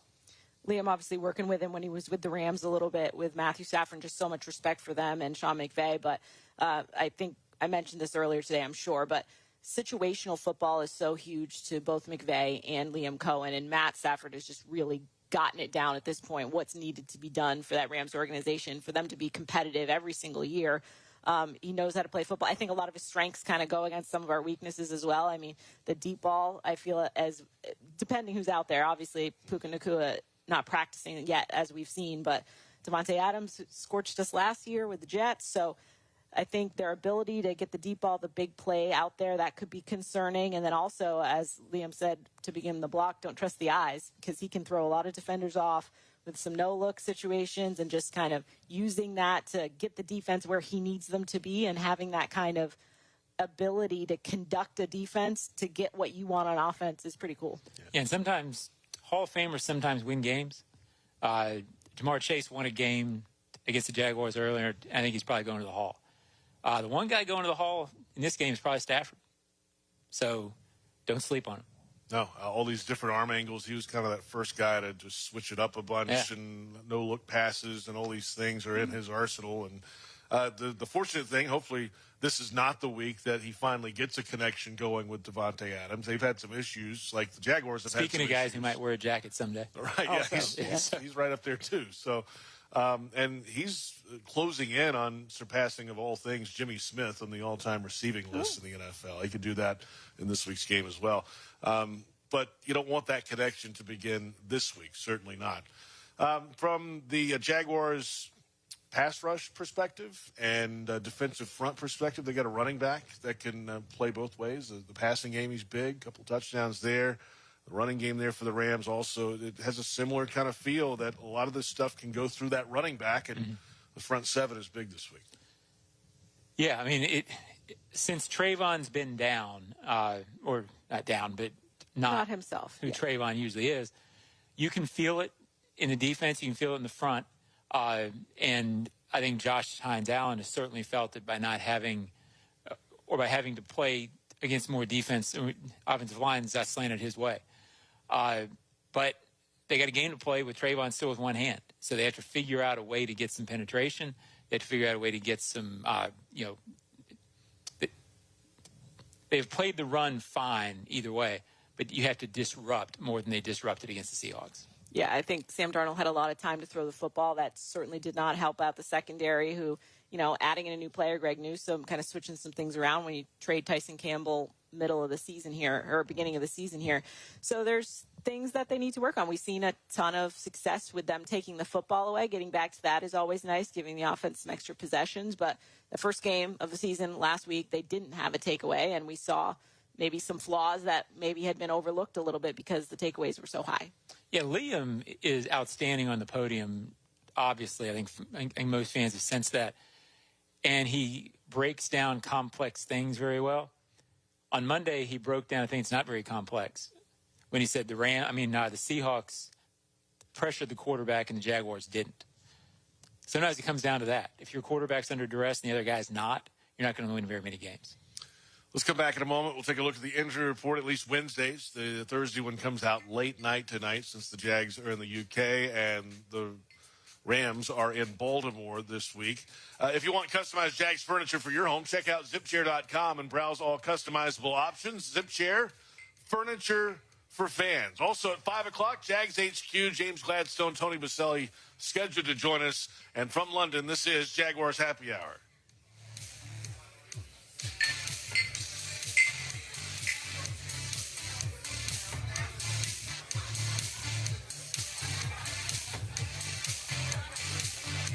This is Jaguar Hall of Famer Tony Baselli telling you about Heritage of North Florida, Jacksonville's premier roofing and home remodeling company. With over 25 years of trusted experience, Heritage of North Florida has built a reputation for quality, reliability, and craftsmanship. Whether you need a new roof or updating your kitchen or bathroom, trust the pros at Heritage of North Florida to create the perfect place to call home.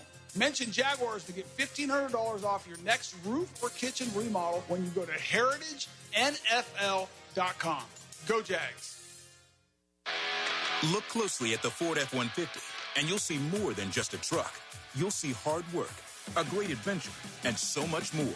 Inside and out, it's designed for the family, the road trip, and the most demanding job. Just another reason why Ford F-Series has been the best-selling truck in America for 48 straight years. The Ford F-150. It's time to see Ford in a new light. Come in today for a great deal on a 2025 Ford F-150. Only at your local Ford dealer. It's game time, Jaguars fans. This season, feed your fandom with the Jaguars sub from Publix, the official supermarket of your Jacksonville Jaguars. Wow. Sink your teeth into crispy chicken tenders, boar's head bacon, melted cheddar, sweet coleslaw, and smoky barbecue mayo, all stacked on a fresh white roll. Taste the hype only at Jacksonville Publix locations. Publix, where shopping is a pleasure. Hey, Jags fans, stop dreaming of creating your game day fan cave and build the Jaguars den of your dreams with ZipChair. When it comes to maximum comfort, ZipChair.com is the only place for officially licensed Jaguars recliners, sofas, bar stools, office and gaming chairs, all featuring high-quality embroidered Jags logos. Crack open a few cold ones in the comfort of a ZipChair and make your home the place to be on game day. Head over to ZipChair.com and save 20% today. Use code JagsRadio at checkout. ZipChair.com, furniture for fans. Hey, Duval, here's your chance to be face-to-face with the Jags as they take the field on game day. Jump in the shadows and experience the Jaguars like never before. Enter today at everbank.com/shadows for your chance to be part of the action. No purchase necessary to enter or win. Open to legal residents in the 50 United States and D.C., 18 and older. Entry periods for the sweepstakes are from 8/4/25 to 12/21/25. For official rules and complete details, visit everbank.com/shadows. Sponsor and administrator, Everbank, N.A. member FDIC. It's almost basketball season. North Florida basketball is right around the corner. Secure your seats inside UNF Arena for both men's and women's basketball for less than $20 a game. Visit UNFospreys.com/buy tickets now or call 904-620-BIRD today. Again, North Florida basketball is almost here. Secure your seats inside UNF Arena for both men's and women's basketball for less than $20 a game. Visit UNFospreys.com/buy tickets now or call 904-620-BIRD today. Swoop.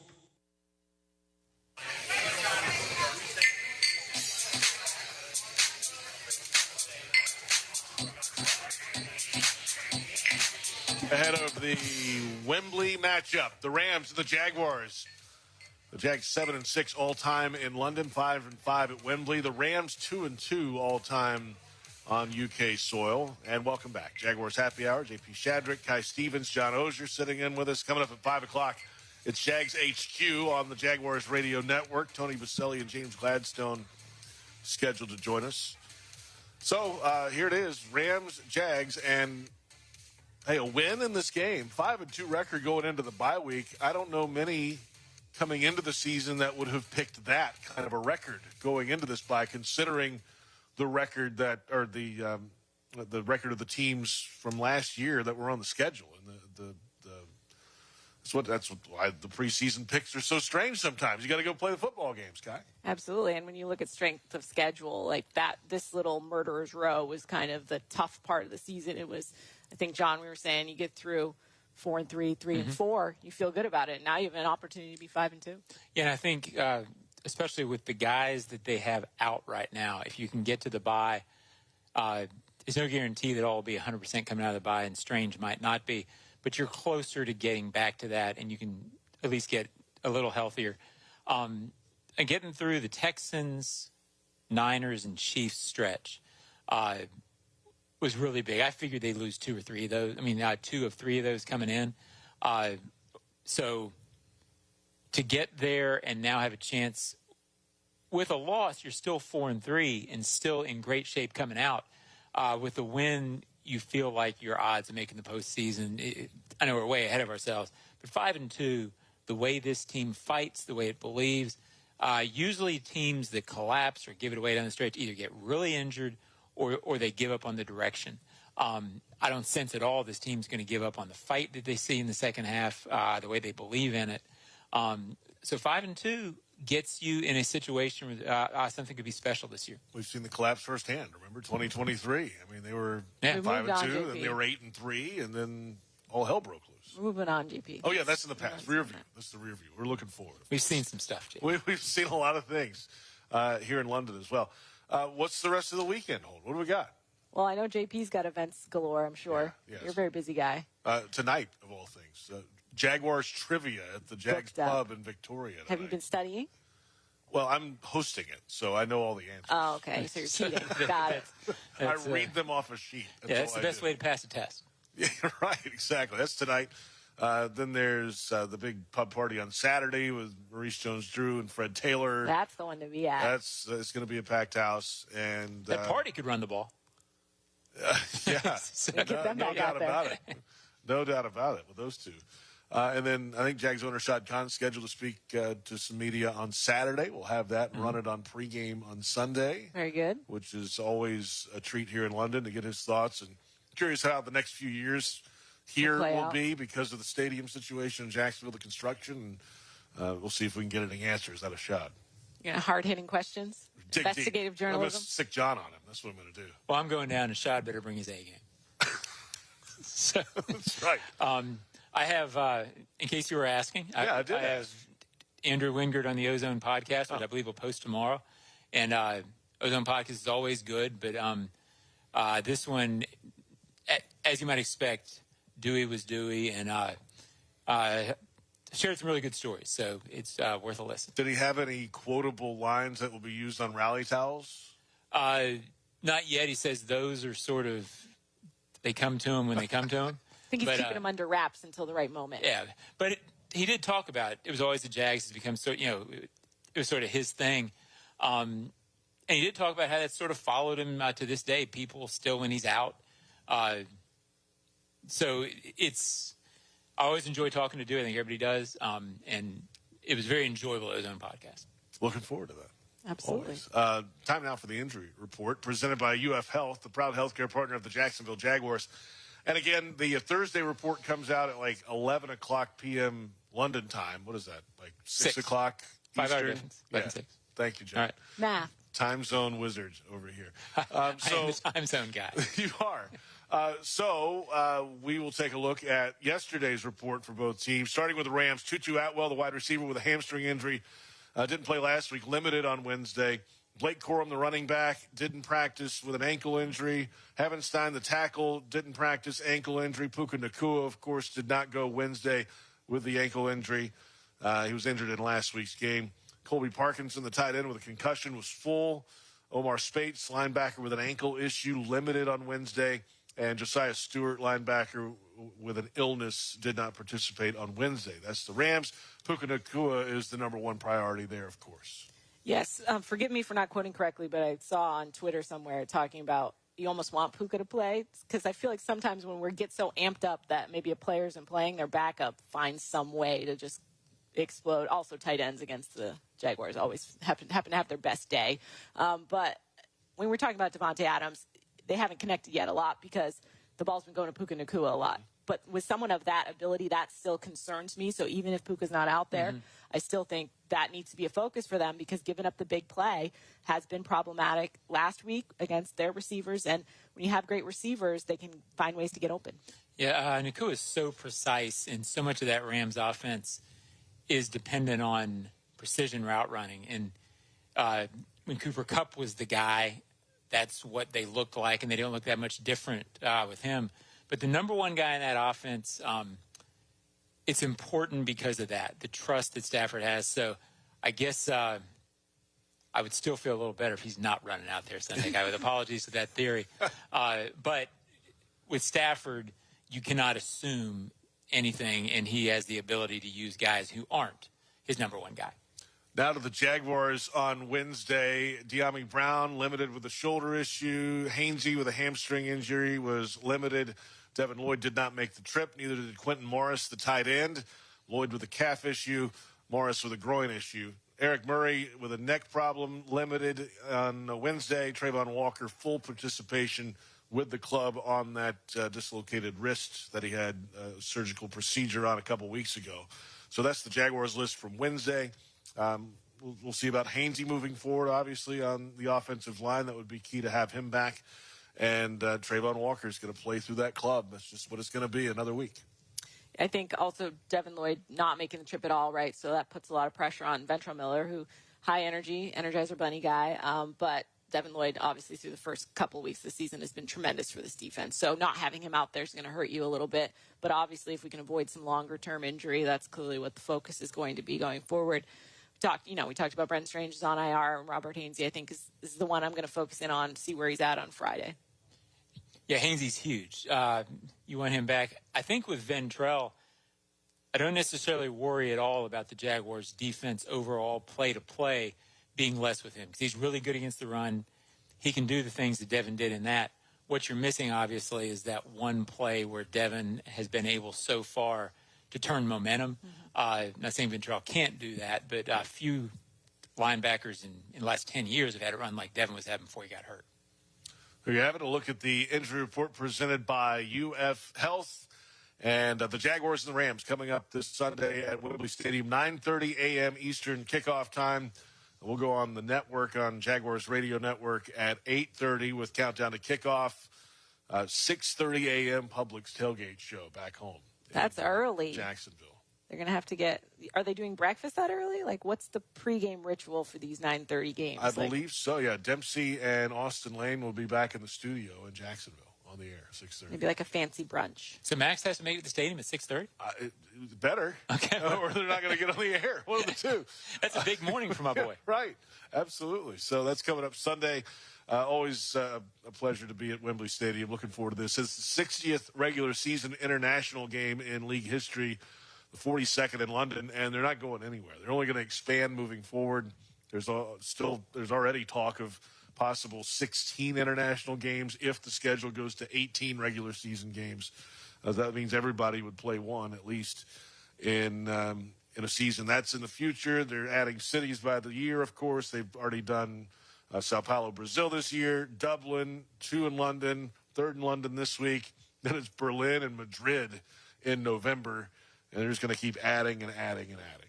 It's kind of cool to see how much it's grown, because I remember when it started, it was just a novelty, so to say, and they've made it a whole different branch of the NFL, and expanding the game is pretty nice to see. Yeah, the first time I ever did it, I went 2005 preseason, Colts-Falcons, and at the time, you figured it was always going to be a preseason game, and it's always tough to do that preseason because you're going over there, the game doesn't really matter. Everything feels like very going through the motions. So that would be such a part of the NFL internationally. It's certainly something new that I never experienced growing up or early in my career. Yeah, there was they had the International Bowl, a preseason game over here at the old Wembley back in the 80s. Occasionally, I think the first team over here was like the Bears with Refrigerator Perry. And like Walter NFL Payton Europe too, right? Yeah, and then, of course, NFL Europe came along after that, World League and all those things. That'll do it for Jaguars Happy Hour. Our thanks to you guys. Have a great weekend here. Thanks, you too. Ty Stevens, John Oehser, you're sticking around. Yeah, HQ. But thank you anyway. We'll see you in like a minute. All right. Our thanks also to Brian Sexton for joining us. Coming up, it's Jags HQ on the Jaguars Radio Network. James Gladstone, Tony Baselli are standing by. And from London, this is Jaguars Happy Hour.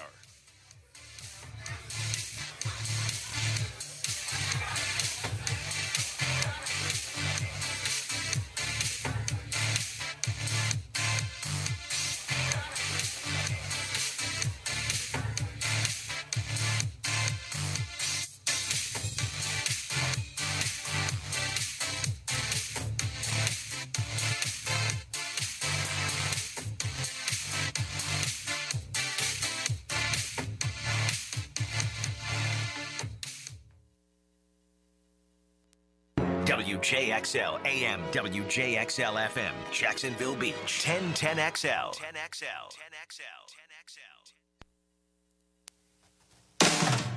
Welcome to Jags HQ, presented by Fresh from Florida.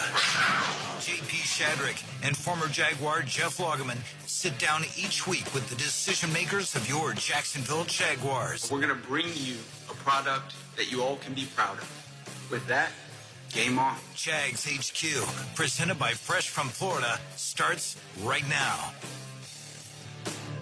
This is Jags HQ on the Jaguars Radio Network, presented by the University of Florida, #1 university and the U.S. News and World Report's #1 state for education. JP Shadrick with you, Jeff Lageman on assignment tonight in London. John Oehser is in with us, as is GM James Gladstone and EVP Tony Baselli. We're at the Grove. We're in the library in the Manor House.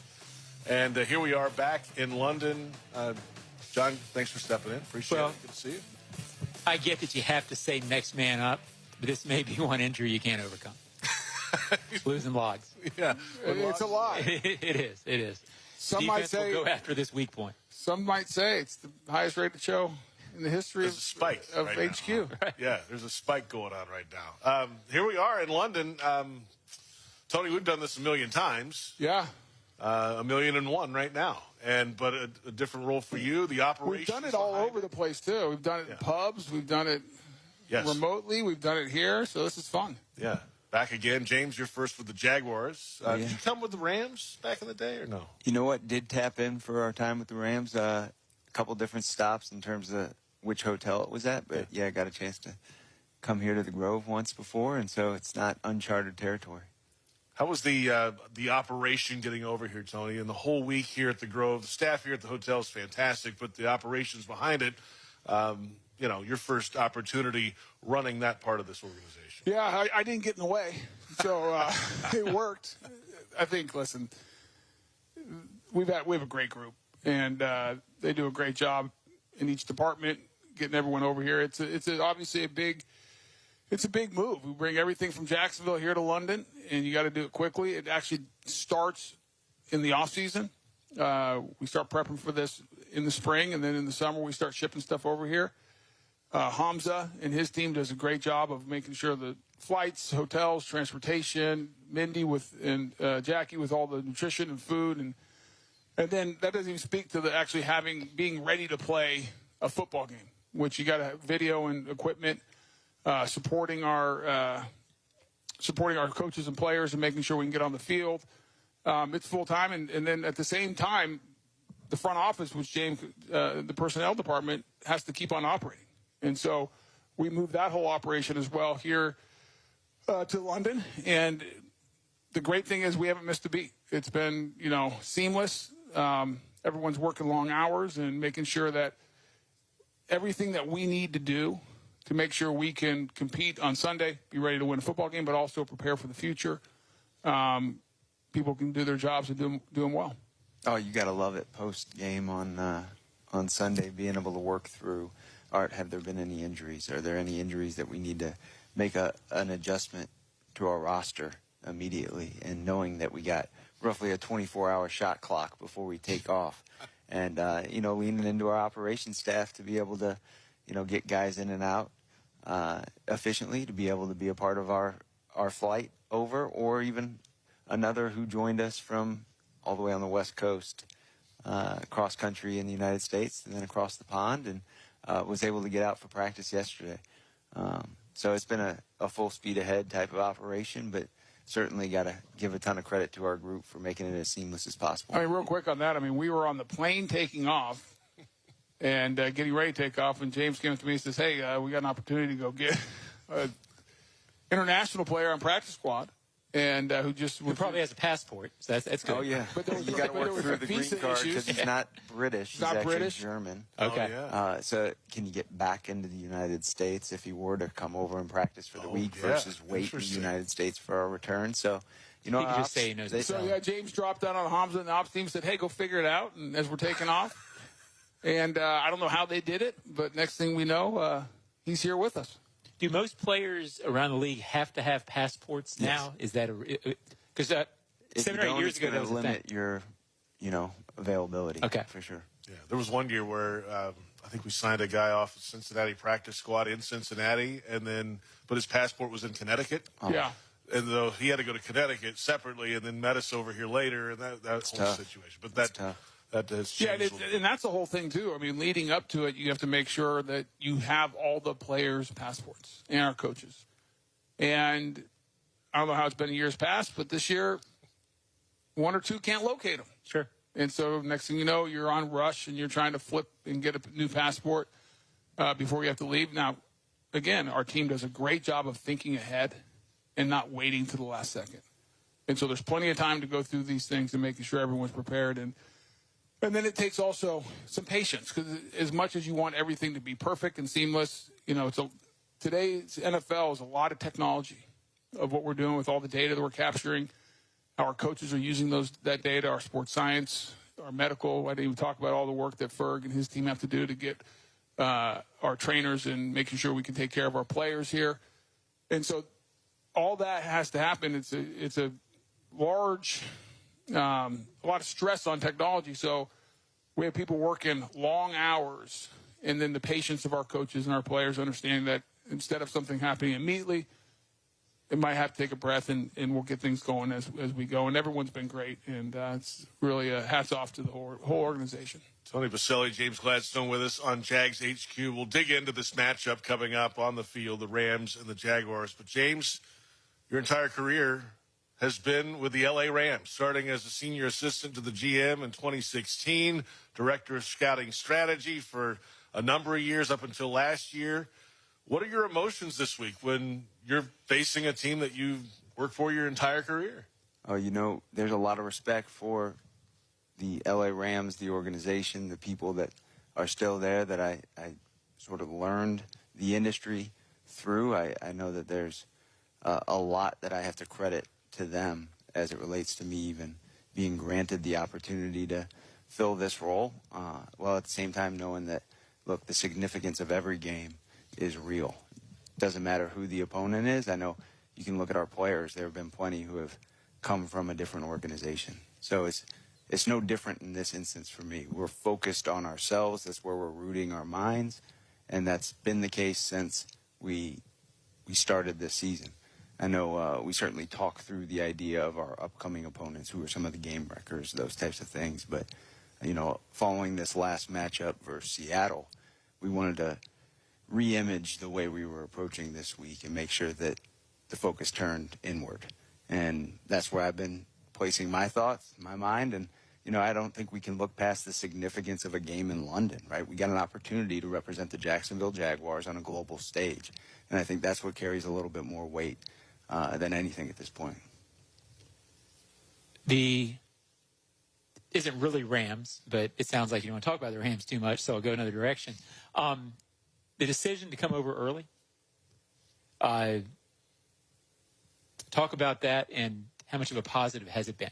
Yeah, I think that actually was a conversation we worked through in the early portion of the summer. Obviously, there's going to be a lot of legwork if you are going to come over early to tee this all up. And, we worked through a number of the performance-related aspects before anything, and making it so that, hey, we're going to root this in the idea of what can we do to best prepare ourselves to win the game on Sunday. And beyond that, you start thinking, all right, if getting there sooner is actually what you would say is the best course of action? What are some of the added bonuses that come with that? Well, we're all going to be under the same roof for an extended period of time. We're going to be at a point in the season where the identity is starting to show itself, and we need to capitalize on whatever momentum we might have behind it, knowing that we're going to separate for a bye week immediately after that. So I think a couple of those elements certainly stand out. Liam was the one who ultimately made the decision on which course of action would be best, and Tony and I did what we could to support him through that decision-making process and share our perspectives, but certainly happy at this point as it relates to how things have unfolded. James Gladstone, Tony Baselli with us. We're back in a moment, and we will dig into this matchup at Wembley under the arch for the 11th time. The Jaguars at Wembley Stadium, 14th Jaguars game all-time in London coming up this Sunday. And this is Jags HQ on the Jaguars Radio Network.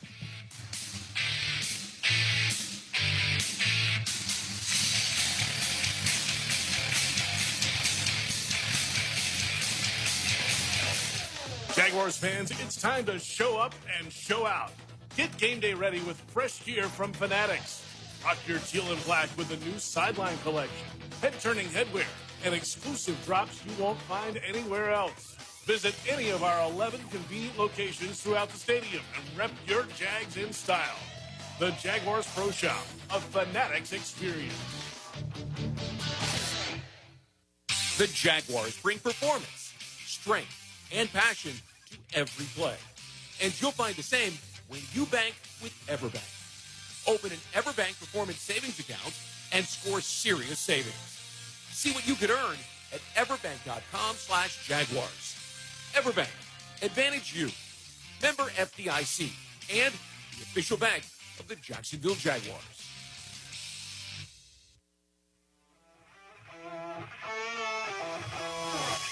Yingling Traditional Lager, a beer that, like true legends, stands the test of time. Brewed by the same family for nearly 200 years, it's a crisp amber lager with a bold, smooth flavor that's perfect for game day. Whether you're cheering from the stands or watching from your favorite bar, Yingling is the taste of tradition. Yingling, legends stand the test of time. It's game on, Jaguars fans, no matter where you might be. From the backyard to the beaches, the Ford F-150 with available Pro Power on board gives you the power of a mobile generator. So as long as you've got a TV and a signal, you don't have to miss another game. Just one more reason why Ford F-Series has been the best-selling truck in America 48 straight years and counting. Ford, proud partner of the Jacksonville Jaguars. See your local Ford dealer today. Welcome back. Jags HQ, presented by Fresh from Florida, continues right now. We are back from just outside of London ahead of this Week 7 matchup at Wembley Stadium as the Jaguars entertain the Los Angeles Rams. The Jaguars 7-6 all-time in London games. Welcome back. It's Jags HQ, presented by Fresh from Florida. JP Shadrick with you. Jeff Lageman on assignment tonight. John Ozier is in with us, as is Tony Baselli and James Gladstone from the Grove in the library of the Manor House ahead of the Rams-Jaguars matchup. And let's start with this Rams offense and the Jaguars defense this week. And obviously it starts with Matthew Stafford. Over 60,000 passing yards, 9th now in league history, surpassed Dan Marino last week for 9th on the list. And he's seen it all kind of different ways. You were there when he was brought in, so is he still? He's still obviously he's leading the league in passing yardage this year. He's still got juice in him. There's no doubt about that. Cold-blooded. You know, he's got ice in the veins, and there are few quarterbacks that are built the way he is still in existence. And you know, I think it's fair to say that he's got a couple guys on the perimeter that can help him out quite a bit. Obviously, you know, with a couple of those names being Puka and Devontae, and really right now that whole crew is leading the league in receptions and yards for receivers. And, you know, it's not going to be some easy feat to be able to, you know, step across from those guys. But I think our crew is putting together a great plan. And, you know, our players are certainly ready and jacked about the op. But, you know, across the board, even as you look at their backfield, they got a workhorse back in Kyron Williams that they really rely heavily on in all phases. And up front, they got some veterans. And, you know, I think throughout the course of the season, they've already had to rely on a few different moving pieces in the starting lineup, so still working through some kinks on that front. But nonetheless, it's going to be a fun challenge for our defensive front to be able to try and get after them, create some pressures, and allow our defensive backfield to hunt the ball and try and poke that thing out as much as possible, create some of those turnovers that we were used to in the first quarter of the season. And I know that there will certainly be ops, and we'll try and take advantage of them when they present itself. Yeah, I mean, I think if you look at Matthew Stafford, you have to impact him. You have to get him moving off his spot. I mean, James talked about it. He's I don't want to say a dying breed, but he's an old school, sit there in the face of rush, will not flinch, and can make every throw known to mankind and is accurate. And so the only way you get guys like that off their game a little bit, because he's seen it all, is you got to hit him. You got to try to get him off his spot a little bit and see if there's any way you can make a guy who is rarely uncomfortable, uncomfortable. And I think so it's a great challenge to our front and getting after it. And then I think we have to take advantage of the turnover opportunities while they're there. We did that the first 5 games. We had 2 chances at turnovers. Against the Seahawks, we dropped 1 interception. Another one floated in the air, and we didn't react maybe as quickly as you'd like to see. So the ball fell. But those are opportunities that they're going to be there. And our defense does such a great job of creating chaos and creating those opportunities. We just got to make sure we take advantage of them when they're there, because guys like Matthew Stafford aren't going to make a lot of mistakes. He's such a good player. Oh, he's just like Medusa. Don't look at those eyes. You know what I mean? That's digging deep. To stone? Yeah. Oh, yeah. Well, there's a book up here that says this. I thought I saw it in here. Yeah. But it was, don't look at those things, because they'll take you the wrong direction. They'll take you someplace you don't want to be. And he's such an underrated great player and so poised. Bucky Brooks on our Huddle Up podcast yesterday talked about his ability to step up when necessary, but manage the game when necessary. And it just spoke to me of the control of the situation he has as a 16 and 17-year guy who's seen everything. Yeah, there's mastery of the system for sure. And obviously, Tony had mentioned he's seen it all.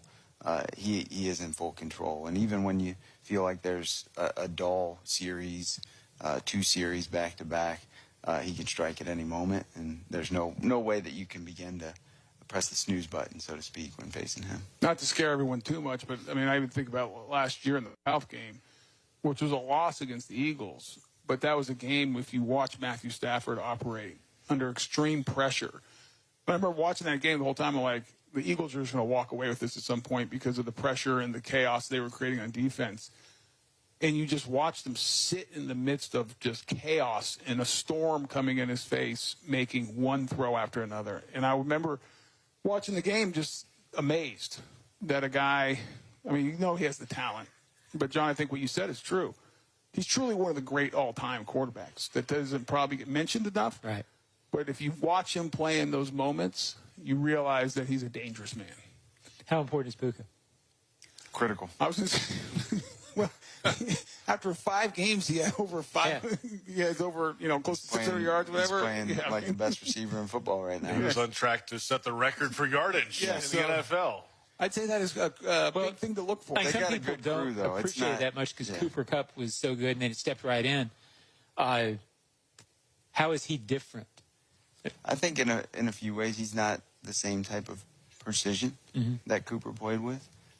He's also a bit more dense than Cooper, and some of the rebounding capabilities tilt in Puka's favor. But I do know that Cooper made such a dent on who Puka now is. Gotcha. As it related to that first year of onboarding when Cooper spent an offseason rehabbing, Puka got a ton of reps, and it was the mental aspect of plays, positioning, leverage, all the nuances that Cooper had innately developed on his own, but continued to refine throughout his pro career, that he was sharing that wisdom with Puka, and Puka did his part in absorbing that and applying it, and it certainly helped with an accelerated sort of production in those early years. But now he's had a chance to tap into some of Devontae's wisdom, and leverage that. But he is a very challenging receiver to stop because that intermediate game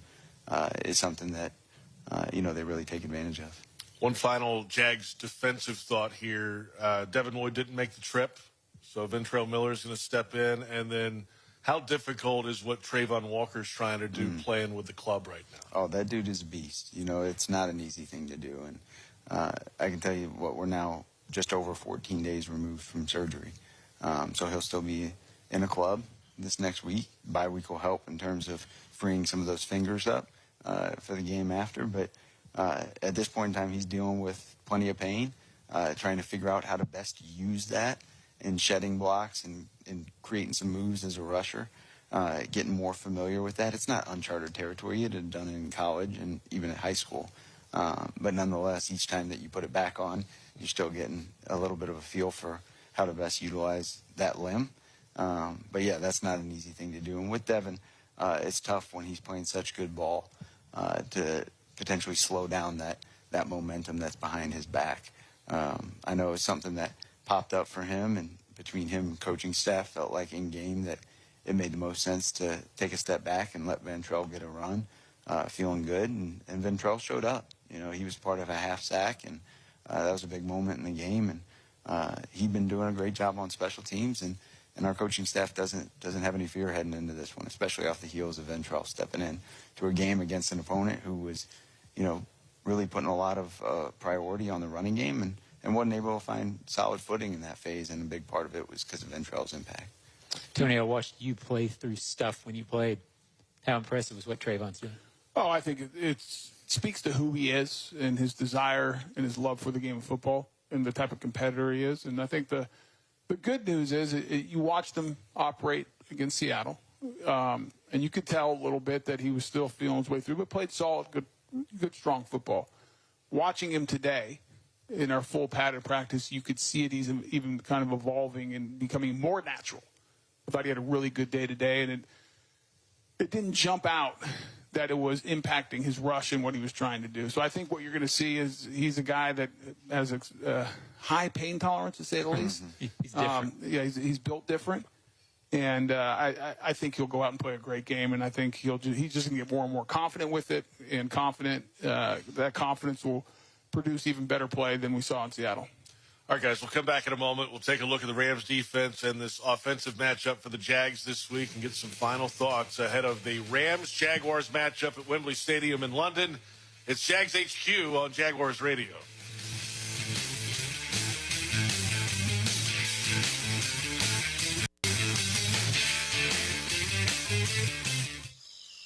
Can you imagine rising for work before the crack of dawn?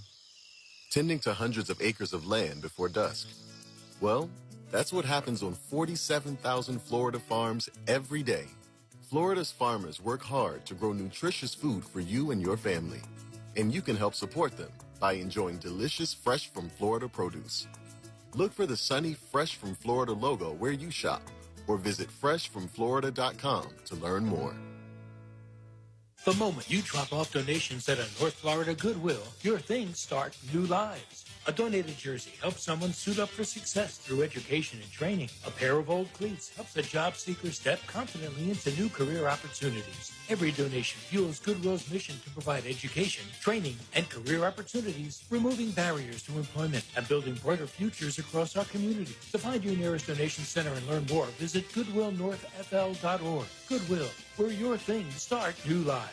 Mr. Chubby's Wings. It's a whole lot more than just wings. Craving the ultimate game day experience? Look no further. Swing by Mr. Chubby's and indulge in the biggest and best wings in town, all while soaking up the lively atmosphere with fellow sports fans. With plenty of game day specials and locations on the West Side, Fleming Island, Ponte Vedra Beach, and new this season, Everbank Stadium. They're here for all your game day needs. Mr. Chubby's Wings is a proud partner of the Jacksonville Jaguars. Mr. Chubby's Wings. Before the game, after the game, and during the game.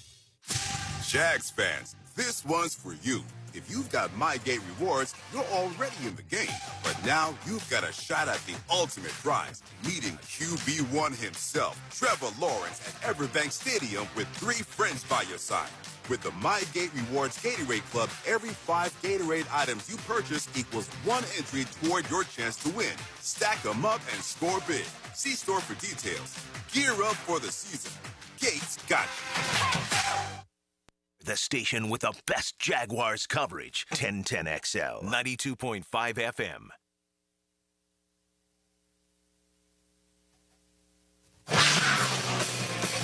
Welcome back.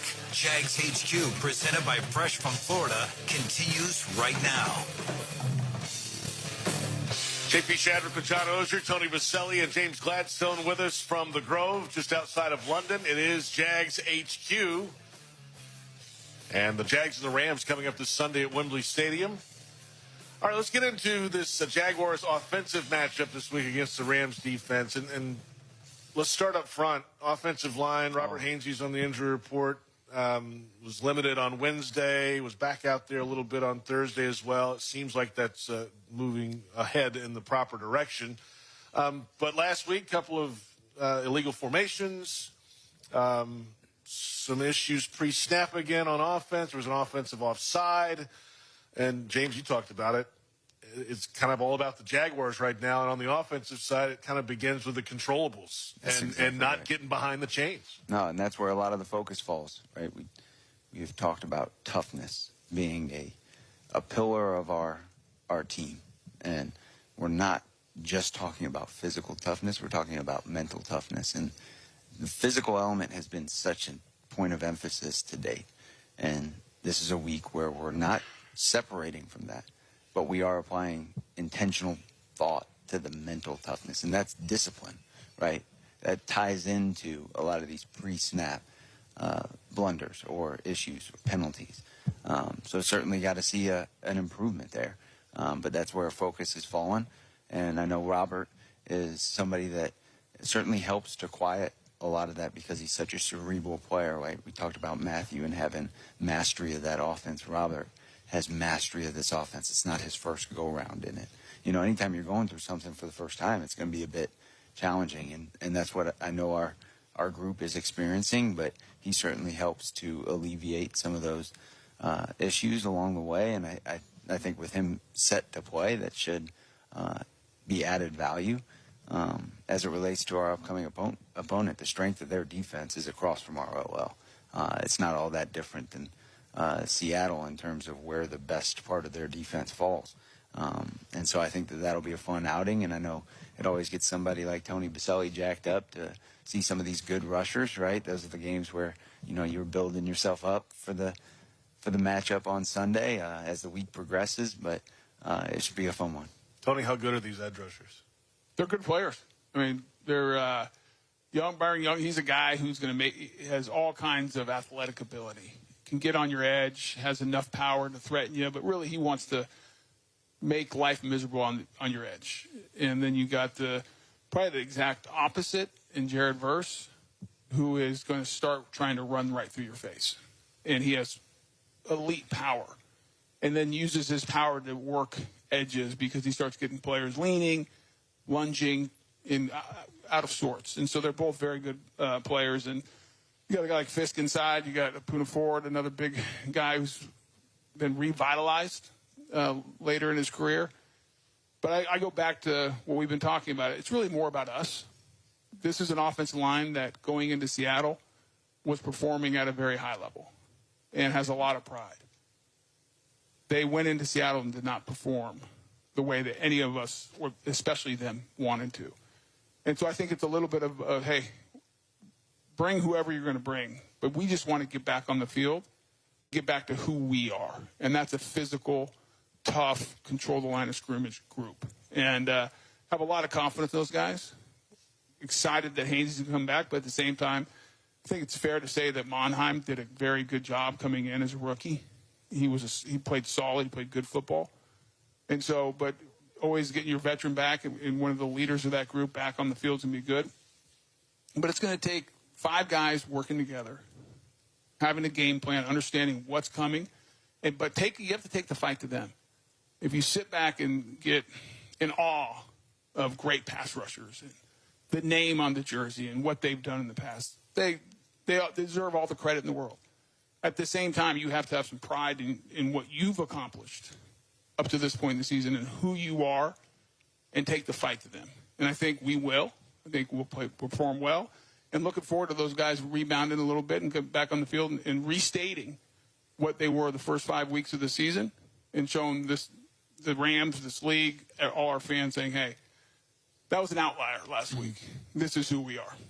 I've been hitting this all week, but when you have 7 penalties that take you back to 10 yards or more, it's hard to pass block against that sometimes. And when you're not running, how important is it to not get in those situations? You can't get behind the chains against great pass rushers. That's what they want. And that's everybody. And so that comes back to lining up right. We had a couple where Anton Harrison lined up off the ball. You cannot do that. He's too good of a player. Number one, he's the one guy that does not need to cheat the line of scrimmage because he is so athletic. Right. That is his superpower. And so that's a mental lapse. And he's got to clean that up, and he knows it. And so you hurt yourself by getting behind the sticks, and now all of a sudden you're playing right into their game. Because we want to run the ball. We want to win on first down. Getting good second downs. Worst case scenario, we're on a third and very manageable situation where you can play action pass. Run is still in play. That's how you take pass rushers out of the game. And so it's all 11, including the quarterback. Right. I think Trevor would go back and tell you, like, sitting and looking at that game again, it's like, hey, maybe I could have done a better job to help our guys out. Our receivers, winning at the line of scrimmage, getting open fast, running crisp, precise routes so that the ball can be delivered on time. Backs making sure we're chipping, picking up the blitz. So as an offensive lineman, we know at the end of the day, if there's 7 sacks and the quarterback gets hit as much as he did, we are going to get blamed, as we should. It's our responsibility. But when you are honest and look at it, it's an operation that takes 11 individuals to keep a quarterback clean. And so we've got to do a better job from pre-snap, staying ahead of the chains. Liam is very conscious of it, how we call plays, how we attack their defense, and try not to put our guys in situations that are hard. Because let me tell you what, I don't care how good you are, you line up in too many third and longs against great pass rushers, it could be very well be a long day. 30 years of writing, JP, I rarely write that the offense gave up sacks. You always write offensive line, it's always offensive even though it's not true. But that's part of it, right. And everyone understands that. But, John, you know this. It is 11 guys working together. Ball out on time. Good routes. OL doing their job. Backs making sure they're chipping if they can before they get out if they're called to. Picking up the blitz. We had some issues. We had an issue where we had a clean blitz or it shouldn't happen. Right. Those are all different things that we can clean up and do better to give Trevor a little bit more comfort back there to find our playmakers down the field. James, when I was covering Tony, he told me more than once that it was not just the offensive line. Didn't get through. That's not true. That's categorically. It's not true, but he was thinking it. Oh, I was thinking it, but I never said it out loud. Love it. Rams, Jaguars, Wembley, Sunday, 9:30 a.m. Eastern. Good luck, gentlemen. Let's get a win under the arch. That's what we're here to do. Yeah. No reason to come all the way over here and not win. Right. We're not going to talk special teams? Oh, we can? We got 3 phases in this bad boy. Okay, well, what about special teams? We got to make our points. We had opportunities. 4 points we left on the board. You miss kicks. I mean, you look at business. How critical the end of the half was. If we go back, we got a 10-6 game. It's 10-6. Why? Because we missed an extra point. Right. So that's 1 point. We then do a good job at the end of the half, had a blunder, go backwards a little bit, but have a 50-yard field goal, which Cam can make in his sleep. He's an outstanding field goal kicker. We missed that. They now have outstanding field position, and they go get 3. So that's a 6-point. You add the missed extra point, that's a 7-point difference of points that we should have had and taken away from them in the first half. What does it feel like if you swing that? In that kind of game, it feels like a lot. The whole second half. And that's the complementary element of this, right? We were on the 29-yard line, and we end up having a false start. We then have a sack, 2-yard gain, and then a sack. right? So it was a challenging window of plays that were strung together that forced the 50-yarder. A longer field goal. So that it's not all on him, just like a sack's not all on the OL. Now, as we're looking forward, this is going to be an interesting kickoff that we're facing because these guys are able to kick a knuckleball pretty effectively. So if you want to go ahead and look back at some of the teams that they faced and how those returners have performed in those instances, we've got to be on our P's and Q's here and make sure that we can field these things cleanly. And that's a real play these days. You know, it's not something that you can just overlook. So we're looking forward to that op as well. Yeah, I'll end with this. I think everything we've talked about, it comes back to it has to start with us. If we focus on playing good, clean football, eliminate the controllable penalties that you talked about, JP, play good complementary football across all three phases, then we can live with whatever the outcome is. The ones that are hard to live with is when you beat yourself, when you have penalties that are mental errors, alignment issues, so on and so forth, that lead to negative yardage behind the sticks, that you do the basics, things that you do day in and day out not well, and you end up losing a game because of that. Those are hard to live with. And so I think the focus this week going into this game, James hit on it, we want to be a tough team. We pride ourselves in being tough, but that is not just physical toughness, it's mental toughness. So being a disciplined football team, if we go out in Wembley against an outstanding organization, the Los Angeles Rams, been in the Super Bowl multiple times under Sean McVay, have won one, Hall of Fame quarterback on the other side of the field, but we can go out and take care of ourselves and play tough football physically and mentally, we'll live with whatever the scoreboard says at the end. Tony, James, thanks for the time as always. Enjoy London, Mr. London over here, Baselli. He'll show you the way, James. I'm just here for the ride, baby. Thanks, guys. Tony Baselli, James Gladstone with us. Plenty more ahead. This is Jags HQ.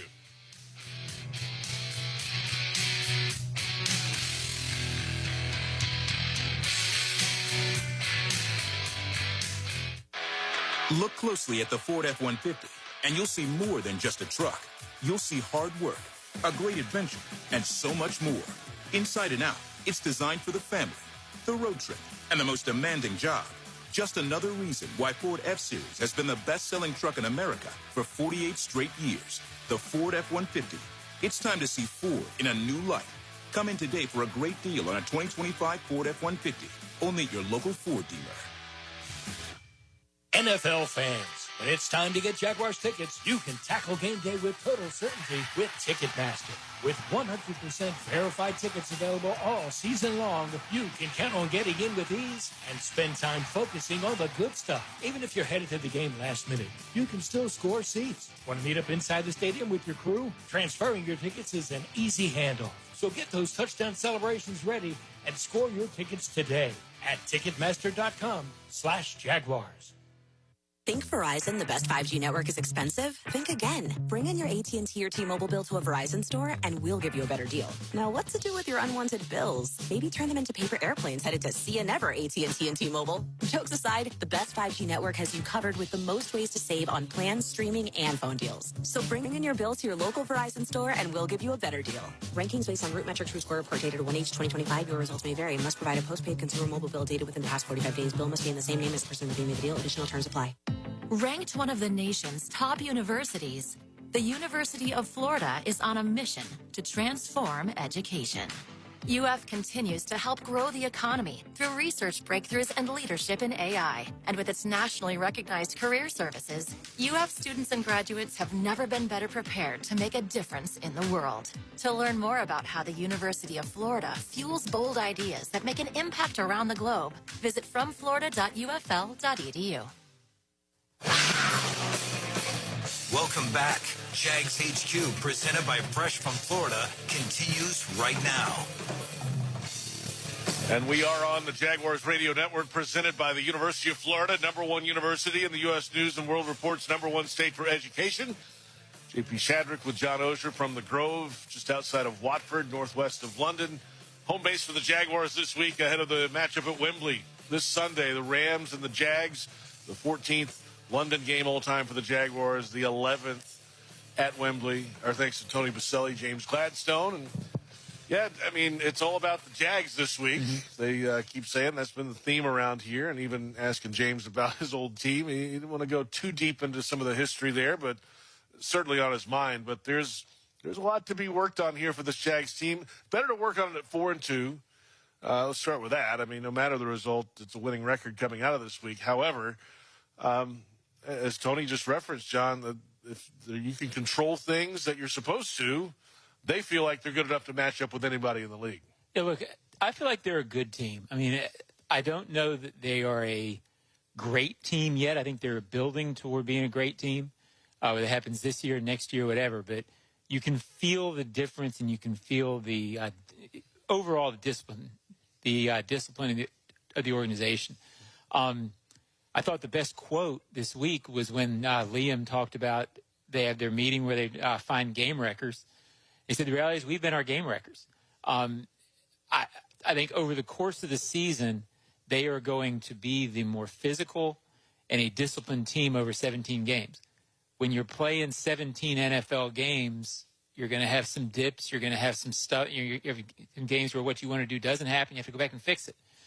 So I think this is an incredible opportunity to go get stuff right that you didn't do well last week. And unlike some cases where when you get stuff right, you're like, well, yeah, but who are we playing?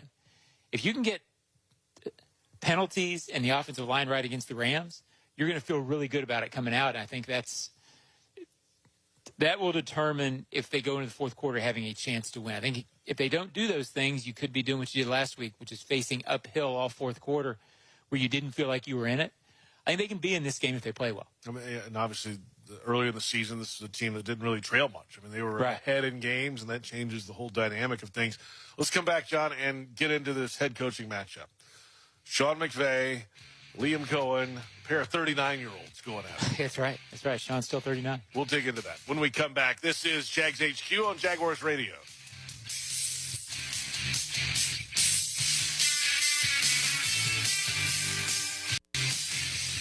Floridians, do you know how close you are to freshness? It's not a plane or a ship ride away. It's not across an ocean or over the equator. It's not even a far drive.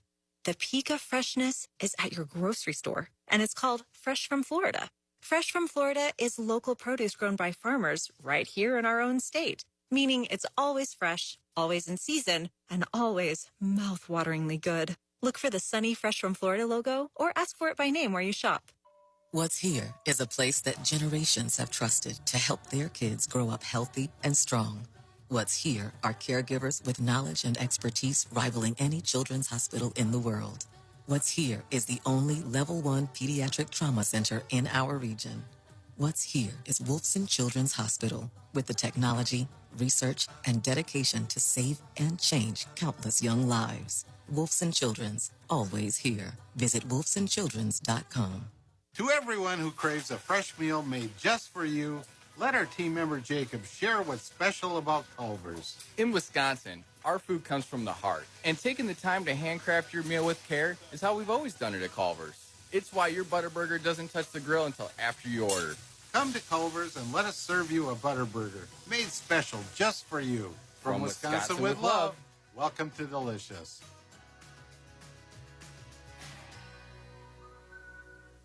Mr. Chubby's Wings. It's a whole lot more than just wings. Craving the ultimate game day experience? Look no further. Swing by Mr. Chubby's and indulge in the biggest and best wings in town, all while soaking up the lively atmosphere with fellow sports fans. With plenty of game day specials and locations on the west side, Fleming Island, Ponte Vedra Beach, and new this season, Everbank Stadium. They're here for all your game day needs. Mr. Chubby's Wings is a proud partner of the Jacksonville Jaguars. Mr. Chubby's Wings. Before the game, after the game, and during the game.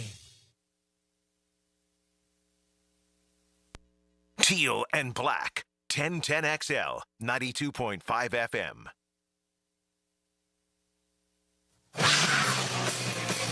Welcome back. Jags HQ, presented by Fresh from Florida, continues right now. We are back. JP Shadrick with John Oehser from the Grove, just outside of London, headquarters for the Jaguars this week. It is Jags HQ. Our thanks to Tony Baselli and James Gladstone. Head coaching matchup this week between the Rams and the Jaguars. Familiar faces. Sean McVay, of course, had fantastic success with the LA Rams. Liam Cohen was under McVay with the Rams, a couple of different stints in LA, and now, of course, Cohen with his first head coaching job with the National Football League.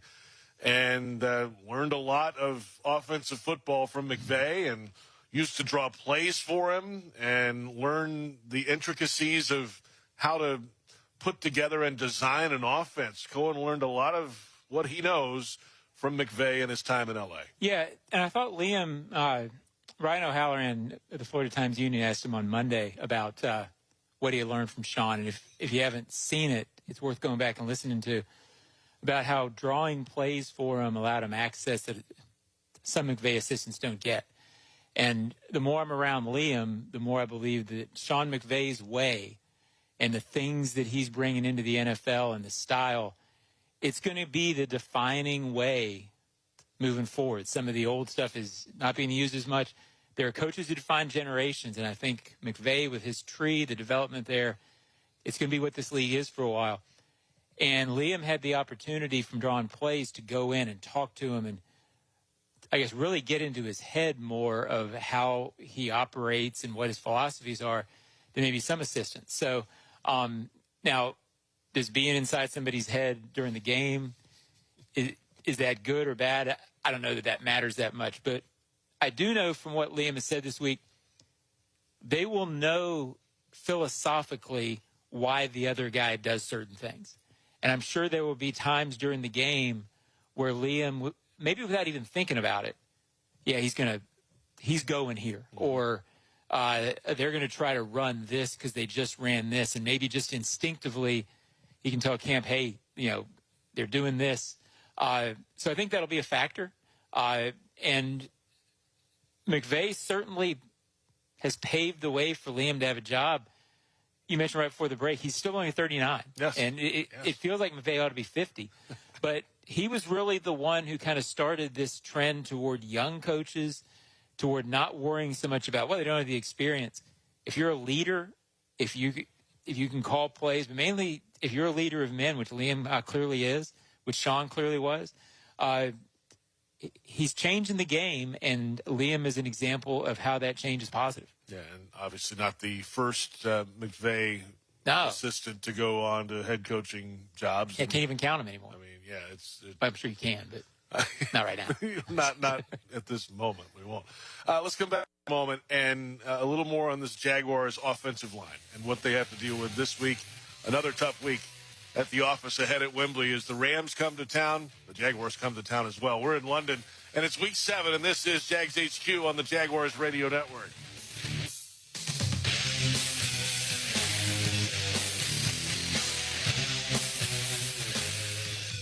It's game on, Jaguars fans, no matter where you might be. From the backyard to the beaches, the Ford F-150 with available Pro Power on board gives you the power of a mobile generator. So as long as you've got a TV and a signal, you don't have to miss another game. Just one more reason why Ford F-Series has been the best-selling truck in America 48 straight years and counting. Ford, proud partner of the Jacksonville Jaguars. See your local Ford dealer today. NFL fans, when it's time to get Jaguars tickets, you can tackle game day with total certainty with Ticketmaster.